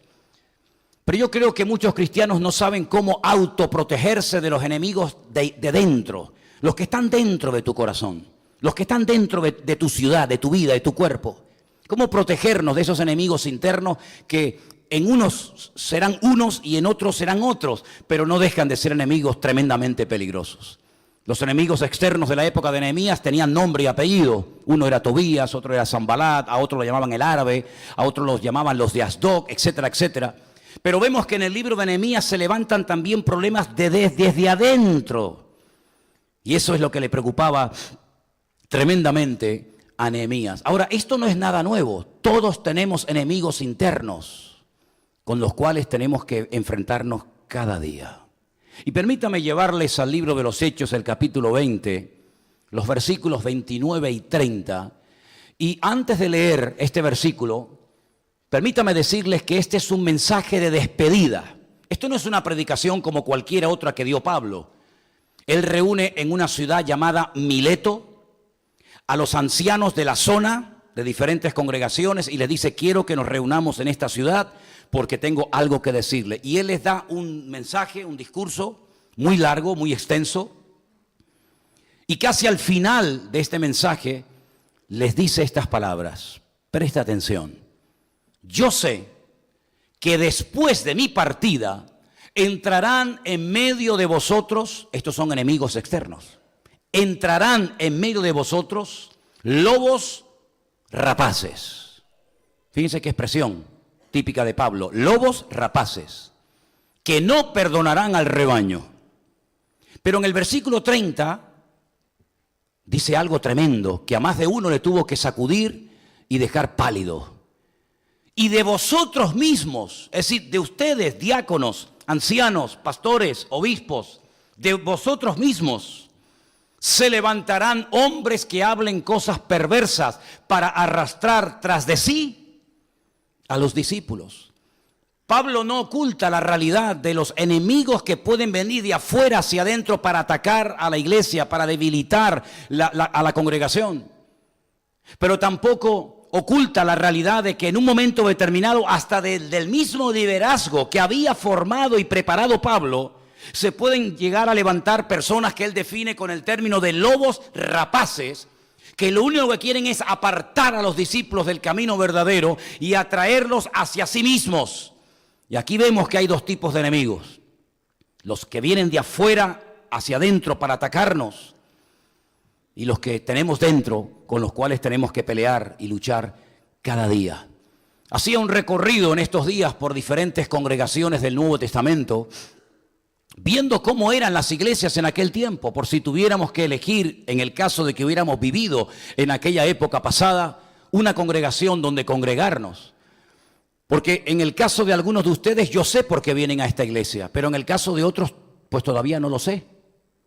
Pero lo que hay una cosa que es evidente y clara es que cuando uno busca una iglesia, digo yo, busca una iglesia que se adapte a tus creencias, a tu estilo, a tu forma de ser, en la que te sientas, vamos a decir, cómodo. Por supuesto, partimos de la base de que no hay ninguna iglesia perfecta, solamente aquí la nuestra. Y uno busca una iglesia, pues, oye, que mis hijos estén cómodos, que hagan amistades, que nos sintamos a gusto, etcétera, etcétera, ¿sí o no? Pero si hubiéramos vivido en el primer siglo y tuviéramos que ir por las páginas de la Biblia viendo las direcciones o los lugares donde se congregaban los cristianos en aquella época, ¿qué iglesia hubieras elegido para congregarte tú? Y comencé por la primera, por la primitiva, la que nació en Jerusalén después de aquel tremendo discurso de Pedro en el día de Pentecostés. Una iglesia donde había nada más y nada menos que los mejores pastores, maestros y apóstoles de la época. Nunca una iglesia tuvo tanto nivel de enseñanza y de liderazgo como tuvo sin lugar a dudas la iglesia primitiva. Imagínate, el jueves predica el apóstol Pedro, como para faltar al culto, ¿no? El domingo por la mañana tenemos predicación, culto especial con nuestro hermano Juan, el discípulo amado de Cristo. Y por la tarde, a los que quieran y quieran más, doble sesión, predicará nuestro hermano Santiago. Y la semana que viene les anunciamos que tendremos unos cultos especiales de oración con los discípulos del Señor. ¿Te imaginas? Y queremos darle la bienvenida a nuestra hermana María, la madre del Señor Jesucristo, que está esta mañana entre nosotros. Menuda iglesia, ¿no? Menudo espectáculo de iglesia. Salían por la calle los discípulos sin querer, sin pedirlo, sin buscarlo, y de repente oían gritos y alaridos y la gente llorando y saltando y decían, pero ¿qué pasa? Dice, no, es que al pasar por la calle tu sombra ha tocado a un enfermo que estaba ahí tirado y se ha sanado inmediatamente. Yo nunca he visto eso. Si quieren le puedo pasar mi sombra a alguno de ustedes esta tarde, pero lo más seguro es que se enferme o se muera, a lo mejor, ¿no? Una iglesia donde había resurrecciones, una iglesia donde una vez entró un matrimonio, miembros de la iglesia, así como Luis y Pepita, o José Gregorio y Nuria, o como cualquier matrimonio de los que pueda haber hoy en la iglesia, y primero llegó él y dijo allí una cosa que no estaba en toda cierta, toda verdadera, y de repente el apóstol Pedro se le queda mirando a la cara y le dice, mira, aquí en esta iglesia la mentira y el aparentar, con nosotros eso no va. Así que como quieres dar una imagen irreal y quieres aparentar lo que no eres, lo lamento mucho, pero este es el último culto al que asistes en tu vida. Hace ¡pum! Cayó muerto. 3 horas más tarde llega la esposa y le dice, Pedro, una preguntita. Tu marido acaba de estar por aquí hace un ratito y dijo que habéis vendido un terreno, una propiedad y que le han dado tanto dinero y que lo queréis, dice, dar todo a la iglesia. Esta fue la cantidad, según la que nos contó tu marido hace un rato, que ustedes la que quieren dar a la iglesia. Este es todo el total. Dice, sí, lo vamos a dar todo. Dice, ¿sabes una cosa? Estás mintiendo. No tienes ninguna necesidad de venir aquí a dar nada. Pero si quieres venir a la iglesia, no aparentes lo que no eres. Te comunico que hace unas 3 horas los jóvenes de la iglesia tuvieron trabajo ese día. Como dice la Biblia que los jóvenes son fuertes, eso dice la Biblia. Como los jóvenes son fuertes, acaban de llevar a tu marido al cementerio. Y por hacer lo mismo que él, te comunico que descansas en paz. Y se la llevaron. 2 muertos en un culto. Nosotros oramos para que la gente se convierta y en ese culto cayeron 2 hermanos muertos en la iglesia. ¿Qué te parece? Culto muy interesante, ¿no? ¿Te imaginas que pasara eso hoy? Los jóvenes se atreverían a ir de aquí hasta el cementerio con el muerto encima y después cuando lleguen, oye, llévate a este también que tenemos otro friambre entre nosotros. Era tremendo, ¿no? Esa era la iglesia primitiva, una iglesia espectacular. Jamás en la historia se volvió a levantar una iglesia como esa. Y uno dice, tenía que ser una iglesia que todo iba bien, todo funcionaba. No. Cuando llegas al capítulo 6, una iglesia de miles de miembros, una iglesia con una vida espectacular, te encuentras que comienzan a haber problemas porque comienzan a manifestarse los enemigos internos en la iglesia, y el primer enemigo que se identifica se llama murmuración. Dice que a la hora de la comida, parece ser que comían todos juntos, observaban, no sé si será verdad o era algo que ellos creían que se hacía así, a las viudas que eran de etnia, de origen judío, les daban más porción que a aquellas hermanas que eran viudas, pero que eran griegas y no eran judías. Y el primer problema de una iglesia tan avivada, tan grande, tan maravillosa, fue la murmuración. No es que viniera alguien de afuera para hacerle daño a la iglesia, para dividirla, para engañarla, no. Ellos mismos se murmuraban y se criticaban los unos a los otros. Pero eso entre nosotros ya no pasa, porque eso fue en el siglo I. Y estamos en el siglo XXI y los cristianos no nos decimos cosas feas los unos a los otros. Ni nos criticamos, ni hay nunca murmuración en la iglesia contra nadie. Amén, hermanos. Ay. Bueno, vámonos a Corinto. A mí no me gusta una iglesia donde haya chismes y malos entendidos. No me gusta. Vámonos a Corinto. No me gusta esta iglesia. Y llegas a la iglesia y te encuentras a unos hermanos y dices, hoy el culto va a ser una pasada, tenemos un predicador invitado. Viene un tal Apolos, que la Biblia lo describe como hombre ferviente de espíritu y poderoso en las Escrituras. Casi es mejor maestro y predicador que el pastor que tuvimos, que Pablo. Pero al día siguiente van al culto y encuentran que aquellos que le animaron a asistir al culto ya no estaban. Y dicen, oye, aquellos hermanos que la semana pasada nos hablaron también de la iglesia, ¿dónde están? Dicen, no, es que hoy no predica Apolo, hoy predica Pablo. Y como ellos son de Apolos, cuando viene Pablo, vienen los de Pablo. Y cuando predica otro, vienen los de otro. Y hay una familia en la iglesia que se llama la familia de Cloé, que le manda una información al apóstol Pablo y le dice, oye, mira, la iglesia que tú fundaste no tiene nada que ver con la iglesia actual. Y Pablo le escribe una carta, que gracias al Señor la tenemos aquí en la Biblia, que es la primera carta de Pablo a los Corintios. Y le dice, hermanos, he sido informado por la familia de Cloé, y lo creo, dice, y lo creo, que entre vosotros hay divisiones, y hay celos, y hay envidias, y uno dice que es de Apolos, y otro dice que es de Cefas, y otro dice que es de Pablo, y sois niños, y sois carnales, y todavía no habéis crecido y madurado lo suficiente como para comer alimento sólido, vianda, tenéis todavía necesidad de leche, porque sois inmaduros, y los pone, hermano, y le da un repaso a la iglesia espectacular. ¿A quién le gustaría congregarse en una iglesia así? A mí no. A mí no. Entonces vamos a cambiarnos de iglesia. Nos vamos entonces a la iglesia de Éfeso. 250,000 personas en la membresía de la iglesia más grande de toda la historia de la cristiandad hasta el siglo III. Pastor y fundador de la iglesia, el apóstol Pablo. Ahora ya Pablo no está de pastor, ahora tenemos a Timoteo, su hijo en la fe. Pero además tenemos como miembros de la iglesia también unos maestros tremendos, a Priscila y Aquila. Y también tenemos a Juan, que vive, o que la madre de Jesús vive con él en la ciudad de Éfeso y se congregan con nosotros. Y de vez en cuando tenemos a Tiquico, y de vez en cuando tenemos a la mejor camada de predicadores de la historia aquí con nosotros en la iglesia de Éfeso. Hemos crecido tanto, tenemos tanta fuerza espiritual y económica que hasta el templo de Candelaria, hasta el templo de la diosa Diana, está pensando el obispo cerrarlo porque ya no va nadie. ¿A quién no le gustaría congregarse en una iglesia así? Escríbele al ángel de la iglesia en Éfeso y dile, habéis trabajado, habéis sufrido, habéis tenido paciencia, habéis probado a los que se dicen ser apóstoles y los habéis hallado mentirosos. Menudo currículum tenía la iglesia. Pero curiosamente todo lo bueno siempre está en tiempo pasado. Habéis trabajado, habéis sufrido, habéis probado, pero ahora en el tiempo actual tengo contra vosotros que habéis dejado vuestro primer amor. Arrepiéntanse y vuelvan al origen, no sea que quite la luz y el candelero de vuestra congregación. Esta iglesia no me va.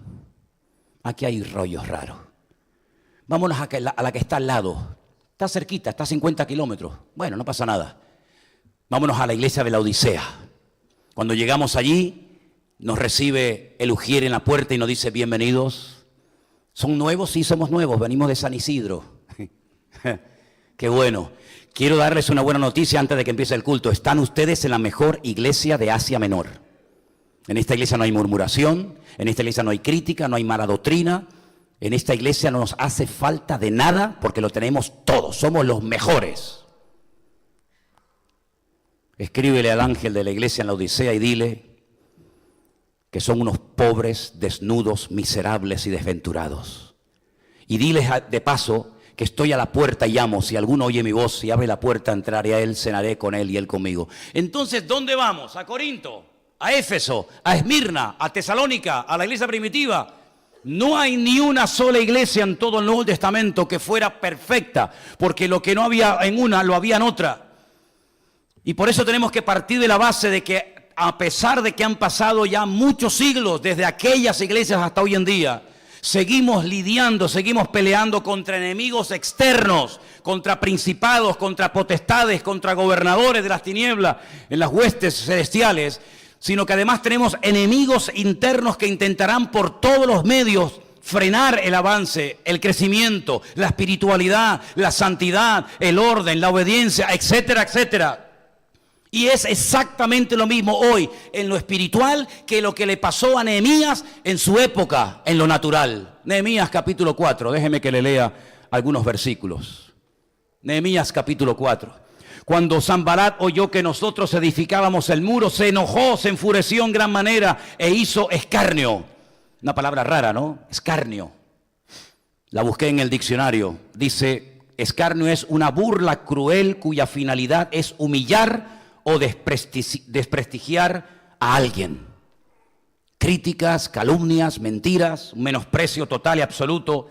Habló delante de sus hermanos del ejército de Samaria y dijo, ¿qué hacen estos débiles judíos? ¿Se les permitirá volver a ofrecer sus sacrificios? Acabarán en un día, resucitarán de los montones del polvo las piedras que fueron quemadas. Claro, a ellos les venía bien que Jerusalén no levantara cabeza, porque así en vez de ir las caravanas de comerciantes por Jerusalén, iban por Samaria. Pero si Jerusalén se levantaba y volvía a ser una ciudad segura, con buenos muros, con buenos servicios, la gente no iba a ir por Samaria, sino se iban a ir otra vez a Jerusalén. Por lo tanto, no podemos permitir que estos débiles judíos se les meta ahora en la cabeza el sueño de que van a volver a reconstruir y levantar de las ruinas, cual ave fénix, la ciudad de Jerusalén. Vamos a desanimarlos, a criticarlos, a calumniarlos y si hace falta hasta matarlos. Pero no podemos permitir perder nuestro estatus económico. No podemos permitir que Jerusalén nos haga la competencia. Hay que machacarlos. Esa era la actitud con la que se encontraba Nehemías, todos los enemigos.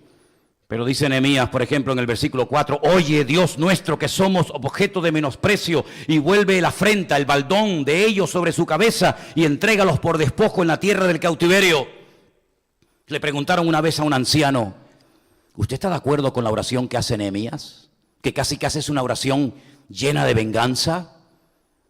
Y el anciano les dijo, hay que ser muy espiritual para orar así. Quédate con eso. Es muy profunda esta respuesta, ¿eh? Es muy profunda esta respuesta.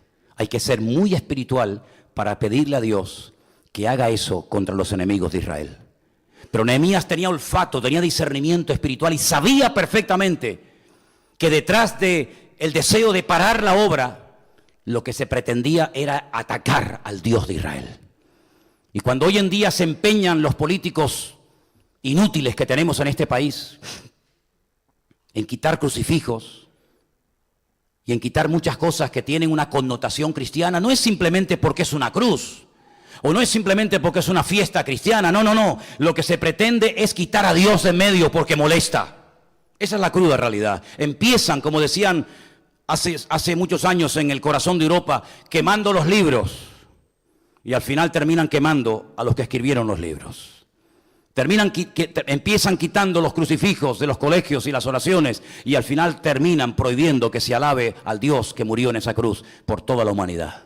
Siempre es igual. Nehemías sabía perfectamente que lo que esta gente quería era borrar el nombre de Israel, borrar el nombre de Jerusalén, arrasar con las dos tribus que habían vuelto del cautiverio. Y permítame decirles, les recuerdo, porque ya lo enseñé la semana pasada o la anterior, que las dos únicas tribus que volvieron del cautiverio fue Benjamín y Judá. Las demás tribus, la del norte, la del reino de Israel, nunca más volvieron hasta el día de hoy, que se sepa. Era fundamental que la tribu de Judá permaneciera intacta, sin contaminarse, sin desviarse. ¿Por qué? Porque ustedes saben, sé que lo saben, se lo recuerdo simplemente, que la tribu de Judá era la tribu que el Señor escogió para que a través de ella naciera el Mesías. No se apartará el cetro de Judá hasta que venga Shiloh. ¿Habéis leído esa profecía que da Jacob? Dice, vengan hijos míos que estoy a punto de morirme. Fíjate qué muerte tenía estos patriarcas, ¿no? Aquel dice, me voy a morir, prepárame un par de cabritos. Se está muriendo y se va a mandar 2 cabritos. Y este dice, hijo mío, vengan, que me voy a morir. Antes que me muera, vengan para que les diga lo que le va a pasar en los tiempos finales. Y le da profecías y compara a algunos de sus hijos con animales. Y a Judá le dice, ven, aunque tú no eres el primogénito, sino tu hermano Rubén, por lo que hizo, perdió la primogenitura, y de ti no se apartará el cetro, la autoridad, hasta que venga Shiloh. Y Shiloh es uno de los nombres que recibe Mashiach, el Señor Jesucristo, en el Antiguo Testamento. Y es tremendamente triste ver que la tribu de Judá, que está ahora ya otra vez en Jerusalén, son los únicos, lean Nehemías, es un libro espectacular, son los únicos que se le acercan a Nehemías y le dicen, Nehemías, ya no damos más, estamos reventados. Esto es un montón de escombros. Cuanto más escombros sacamos, más aparecen. Esto es una obra faraónica. Esto no vamos a terminarlo nunca. Y es tremendo que la tribu que más claro tenía que tener la reconstrucción de Jerusalén, porque era una ciudad que iba a jugar un papel fundamental en el ministerio del Señor Jesucristo. ¿Dónde iba a morir Cristo? ¿Dónde tenía que morir? En Jerusalén. ¿Dónde celebraría el nuevo pacto? ¿Dónde establecería el nuevo pacto? En Jerusalén. ¿Dónde iba a ser enterrado? En Jerusalén. ¿Desde dónde iba a resucitar? Desde Jerusalén. ¿Desde dónde ascendería? Desde Jerusalén. ¿Dónde sería derramado el Espíritu Santo en el día de Pentecostés? En Jerusalén. ¿A dónde volverá el Señor en su segunda venida? Poniendo los pies en el monte de los olivos en Jerusalén. Y al final hasta la nueva Jerusalén recibe el nombre de Jerusalén celestial. Por lo tanto hay que restaurar la ciudad porque el Mesías la necesita dentro de 400 años. No me vengan con el rollo de que están cansados. No me vengan con el cuento y con la excusa de que hay muchos escombros. Ya sé que hay muchos escombros. Yo también estoy trabajando aquí. Y mi mujer, y mis hijos, y mis nietos. Todos estamos involucrados en la obra. Ustedes tienen que animar a los hermanos. Ustedes son los hermanos mayores y me están desanimando a la gente. Otro enemigo interno con el cual se tuvo que enfrentar Nehemías. El desánimo. El decir, estamos demasiado cansados. Y para colmo de los colmos, permítame, dice en el capítulo 4, voy a correr porque es mucho y yo sé que ustedes tienen que ir dentro un ratito. Después miré y me levanté y dije a los nobles y a los oficiales, verso 14, no temáis delante de ellos, acuérdense del Señor grande, temible, pelead por vuestros hermanos, por vuestros hijos, por vuestras hijas y por vuestras mujeres y por vuestras casas. Tremendo.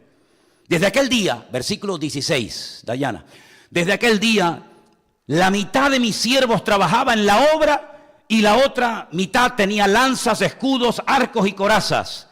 Imagínate pasar por una obra, un edificio en construcción y encontrarte a los obreros, en vez de con el martillo aquí, con el serrucho, los destornilladores, el metro, te lo encuentras con una espada, con un casco, con una lanza, con un arco y dices, ¿pero esto qué es?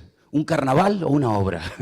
¿Esto qué es? Es un ejército. Así estaban los obreros en Jerusalén, con lanzas, con escudos, con arcos, con corazas, y detrás de ellos estaban los jefes de toda la casa de Judá, los que edificaban, verso 17, los que edificaban en el muro, los que acarreaban y los que cargaban con una mano, léalo conmigo, con una mano, no les oigo, con una mano. Vamos a ir juntos, en armonía, allí donde vivía el Señor, bendición y vida eterna. En una mano trabajaban en la obra y en la otra mano tenían la espada. En una mano la paleta de albañil y en la otra mano la espada. Y dice Nehemías, verso 20, en el lugar donde oyeres el sonido de la trompeta, en hebreo es el shofar, reunidos allí nosotros y nuestro Dios peleará por nosotros. Déjenme que les enseñe algo.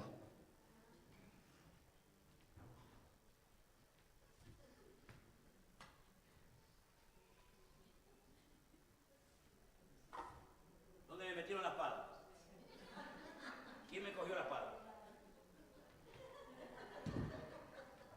Aquí está. Así se trabajaba en los tiempos de Nehemías. a Dios rogando y con el mazo dando. Échame el cemento ahí.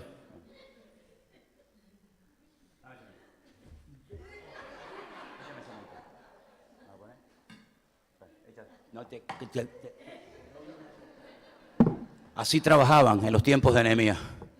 Con una mano, yo lo he leído, pónmelo otra vez ahí. Creo que es el 16. Con una mano, el 16, thank you. Desde aquel día la mitad de mis siervos trabajaba en la obra, los que edificaban en el muro, los que acarreaban, los que cargaban. Con una mano trabajaban en la obra, vamos a decir que eran así o así, me da igual. Y en la otra mano tenían la espada. ¿Vienes a trabajar? ¿Vienes a echar una mano? Entra. ¿Vienes a enredar? Sal corriendo antes de que te corte la cabeza. Así era como trabajaban en los tiempos de la Biblia.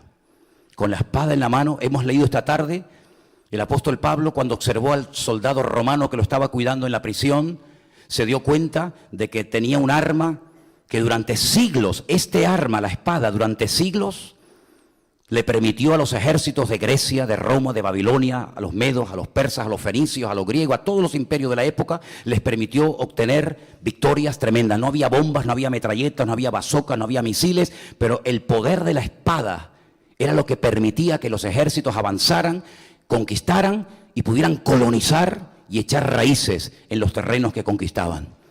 Pero no solamente tenían que estar pendientes de la defensa y del ataque por parte de los enemigos internos y externos, sino que también había que trabajar. Y si seguimos leyendo un poquito más adelante, estamos en Nehemías capítulo 4, dice algo muy interesante. Dice, y ni yo, ni mis jóvenes, ni la gente de guardia que me seguía, nos quitábamos nuestro vestido, cada uno se desnudaba solamente para bañarse. Es decir, hasta ahora hemos trabajado hasta decir basta, pero ahora les tengo que pedir un esfuerzo más. Hermanos, por la mañana trabajamos desde la salida del sol, 5, 6 de la mañana, hasta la caída del sol, pero les tengo que pedir un favor. Por la noche tenemos que hacer guardia. Ahora hacer guardia de noche. ¿Y cuándo duermo?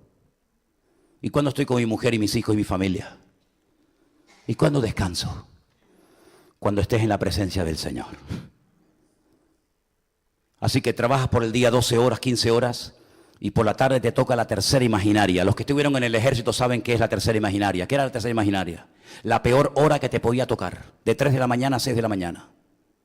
Todos tus compañeros durmiendo. Tú tenías que ir a llevarle agua al que te pedía, tapar al que se destapaba. Toda la noche, desde las 3 de la mañana hasta las 6 de la mañana. Si nos acostábamos a las 10, 11 de la noche, apenas dormía unas pocas horas, apenas dormía. Y cuando ya más o menos estabas dormido, pum, te despertaban y decían, levántate, hasta las 6 de la mañana. Toda la noche en pie, no te podías sentar, no te podías acostar. Toda la noche para arriba y para abajo, cuidando a tus compañeros dentro del cuartel, aparte de los que estaban haciendo guardia con fusiles y con ametralladoras. Cuando ya a las 6 de la mañana tocaba tu turno, te ibas a dormir, pero a las 7 de la mañana tocaba Diana y tenías que levantarte a hacer instrucción todo el día. Y tú dices, Dios mío, ¿pero esto qué es? Y así 14 meses de tu vida para pagarte 1.200 pesetas al mes. ¿Qué te parece, amigo? Ellos trabajaban por la mañana en la obra y por la noche eran centinelas. ¿Por qué? Porque la vida del pueblo, de los niños, de las mujeres, de la familia, el país dependía de la perseverancia, de la constancia y de la seriedad de esta gente. Y dice la Biblia que en 52 días el muro de Jerusalén se pudo terminar para la gloria de Dios. ¿Cuántos dicen amén? Y cuando los enemigos vieron aquello, dice que fueron humillados, temieron en gran manera y dijeron, esta obra ha sido una obra respaldada por el Señor.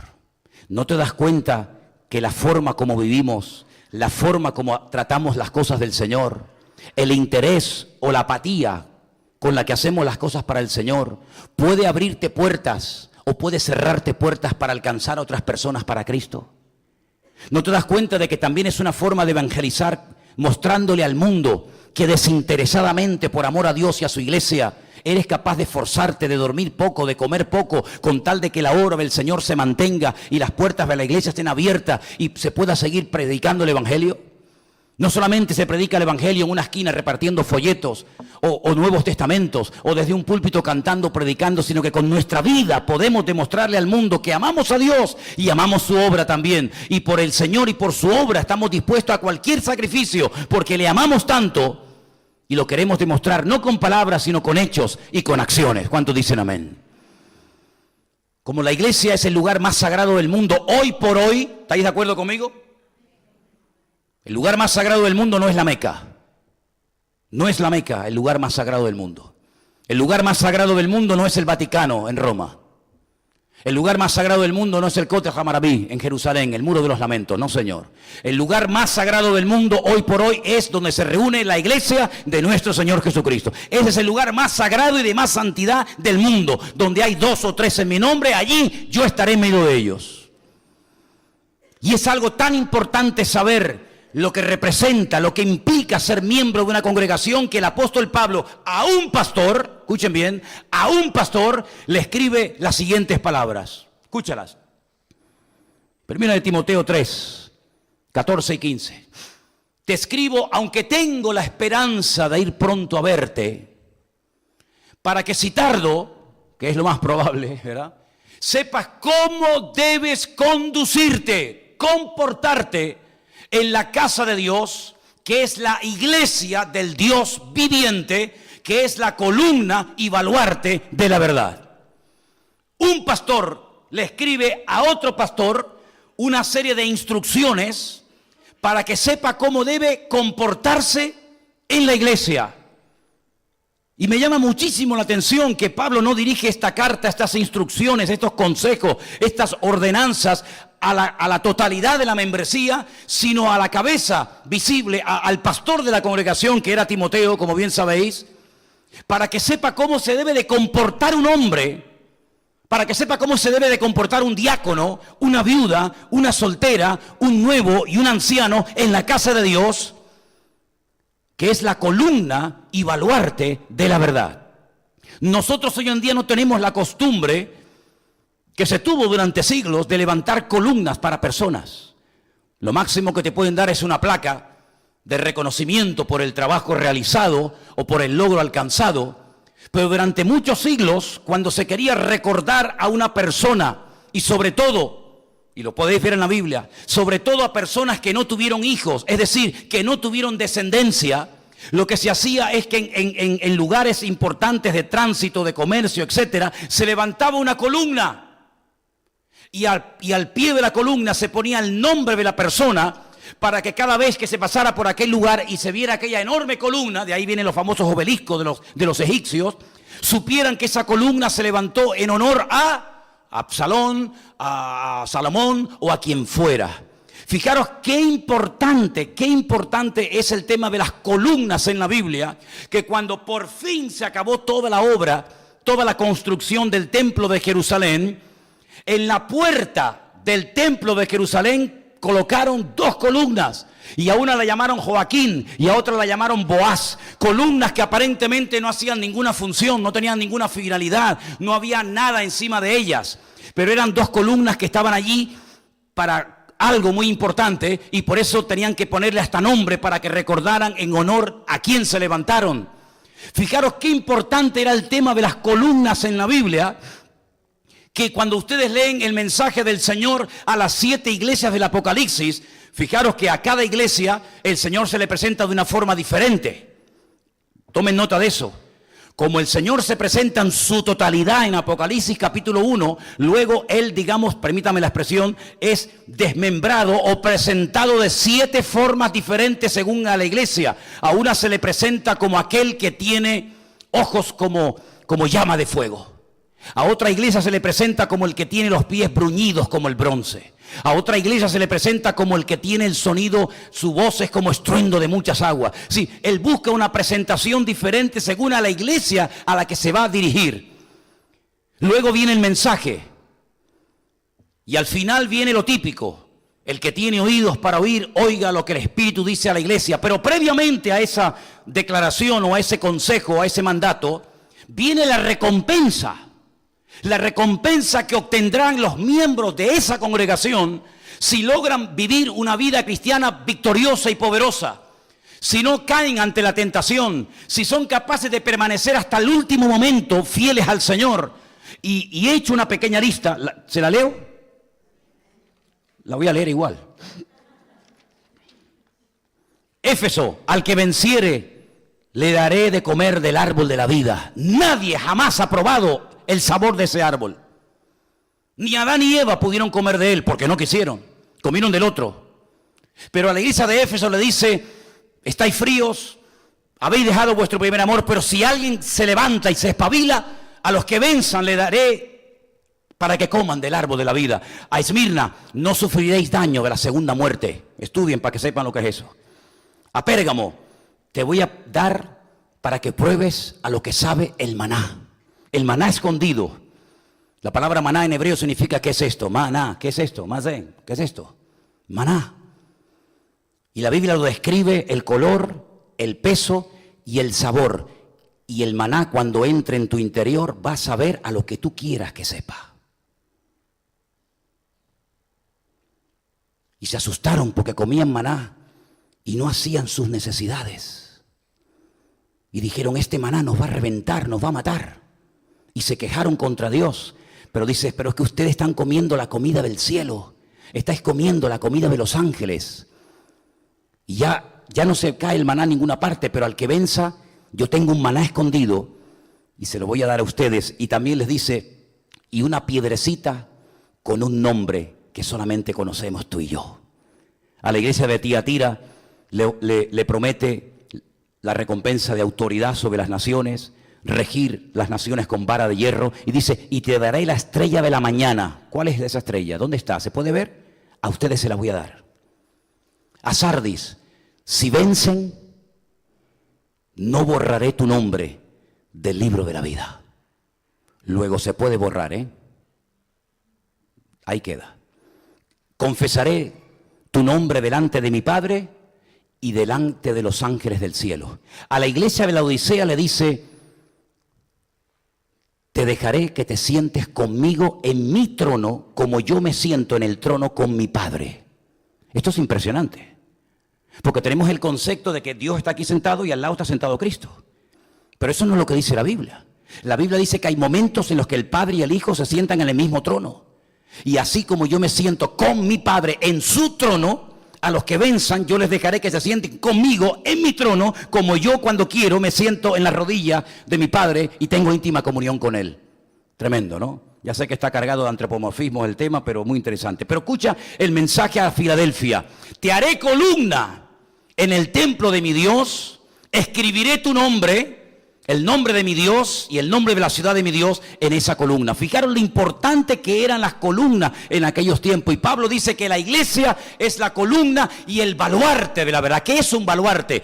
Mira, si quieren ver lo que es un baluarte, con ese programa del Google Earth, ¿sabéis? Vais volando así por el mundo y llegáis y os posicionáis encima del Pentágono en Estados Unidos.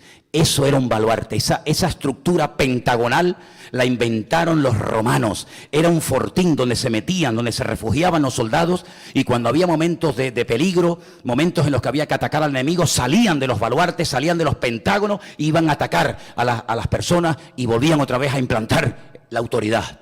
Y la Biblia dice que la iglesia es la columna, lo que sustenta la sociedad. Lo que sustenta las naciones, lo que sustenta nuestras vidas, es la vida comunitaria, la vida de la iglesia, la vida del cuerpo de Cristo, donde nos ayudamos, nos conocemos los unos a los otros, donde no nos enfrentamos como enemigos internos, sino que descubrimos que uno es oreja, otros pies, otros manos, otros corazón, otros pulmón, otro es boca, y todos nos compenetramos, nos complementamos, porque yo te necesito a ti y tú me necesitas a mí. Amén, hermanos. Pero al mismo tiempo es un baluarte, es un lugar de refugio. ¿Para quién? Para el hecho polvo, para el perdido, para el descarriado, para el amargado, para el que se quiere quitar la vida. La iglesia es un refugio donde podemos venir a ser salvos, a ser restaurados, como Nehemías fue en el nombre del Señor a restaurar las murallas de Jerusalén y sus puertas. Hoy en día el Señor Jesucristo está entre nosotros para restaurar tu vida, tu matrimonio, tu mente, tus pensamientos, tus recuerdos, tu nostalgia, todo tu pasado. El Señor lo quiere restaurar, quiere hacerte una nueva creación, de tal manera que las cosas viejas pasaron. Eso es lo que el Señor quiere hacer hoy en día en nuestra vida. Nehemías dijo, estáis toda la vida quejándose, toda la vida lamentándose. Le piden que cantes, dice, ¿cómo vamos a cantar al Señor en tierra de extraño? Hasta las arpas, los instrumentos musicales las colgaban en lo alto de los sauces. Dice, y allí llorábamos, y allí nos lamentábamos, acordándonos de Jerusalén. ¿Cómo cantaremos cánticos de nuestro Dios en tierra de extraño? Junto a los ríos de Babilonia, allí nos sentábamos. Y los que nos habían llevado cautivo y los que nos habían humillado nos decían, cántenos, cántenos alguna canción de las que cantan ustedes. Y decían, cantar si nos olvidamos de Jerusalén, que pierda mi diestra su destreza, que ya no pueda otra vez empuñar la espada en la mano y que mi lengua se pegue a mi paladar, que me quede mudo, que me quede como una persona inservible, si me olvido de Jerusalén y no hago de ella mi delicia y mi deleite. Y Nehemías dijo, con esto no hacemos nada.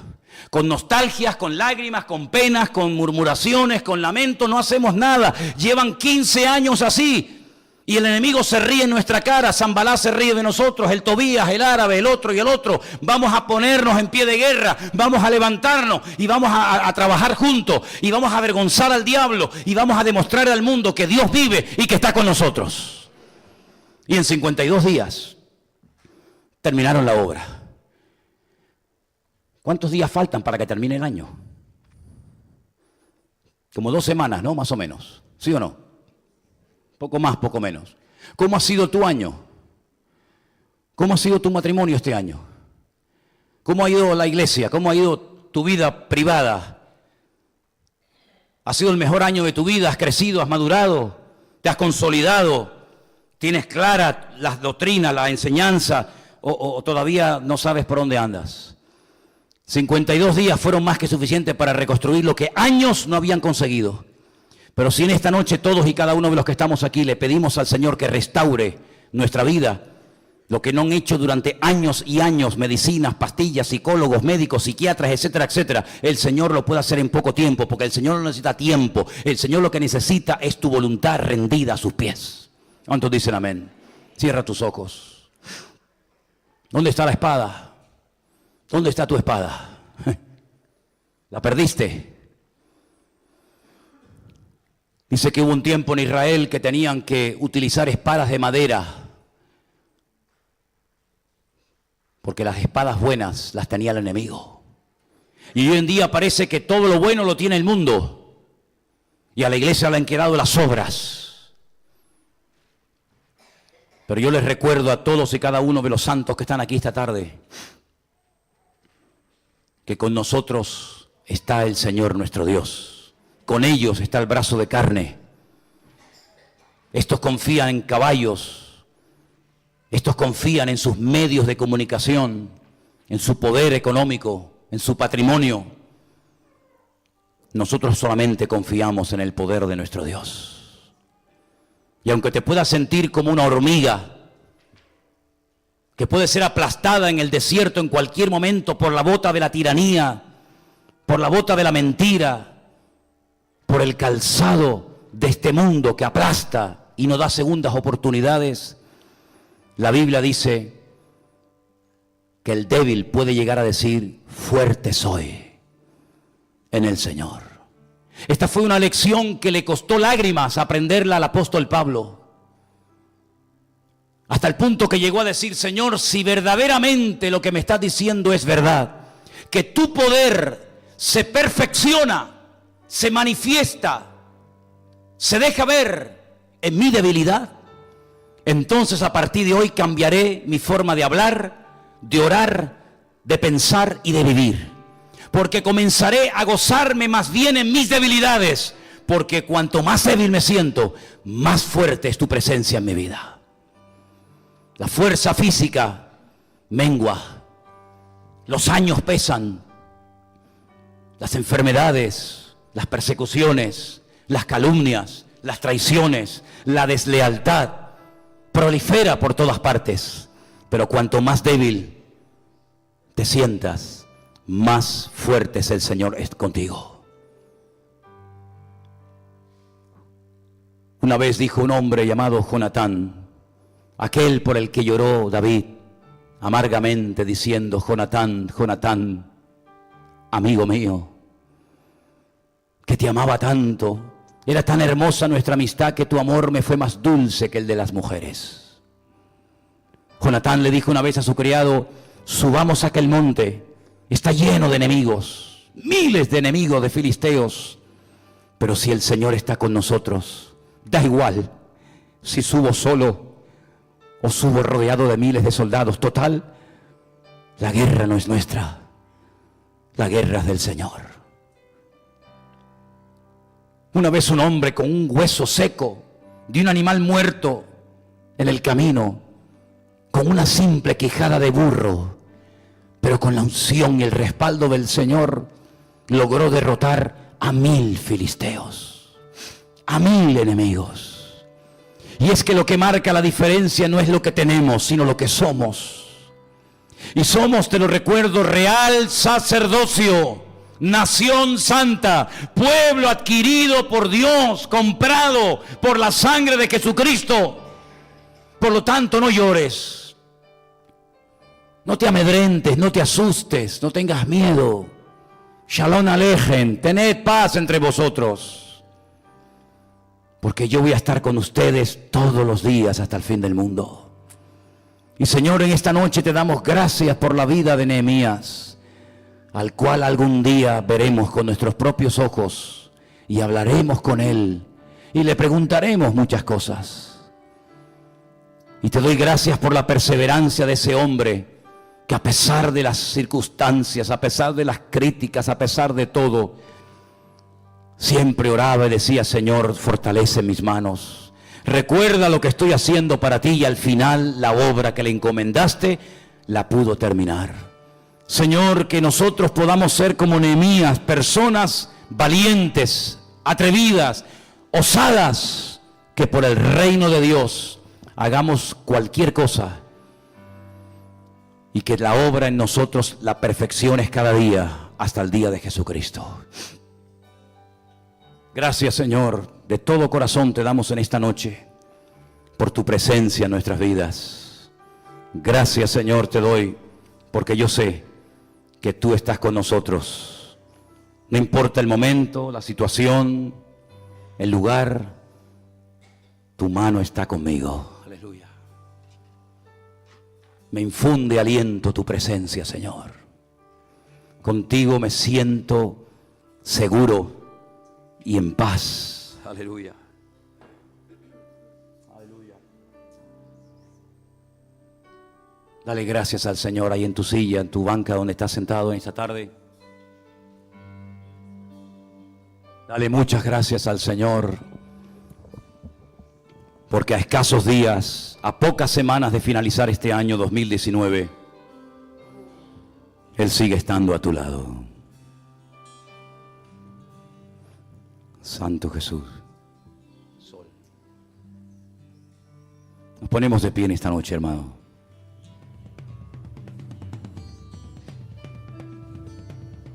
Aleluya, te adoramos. Yo quiero que tomes la mano de alguien a tu lado en esta noche, sea tu esposa,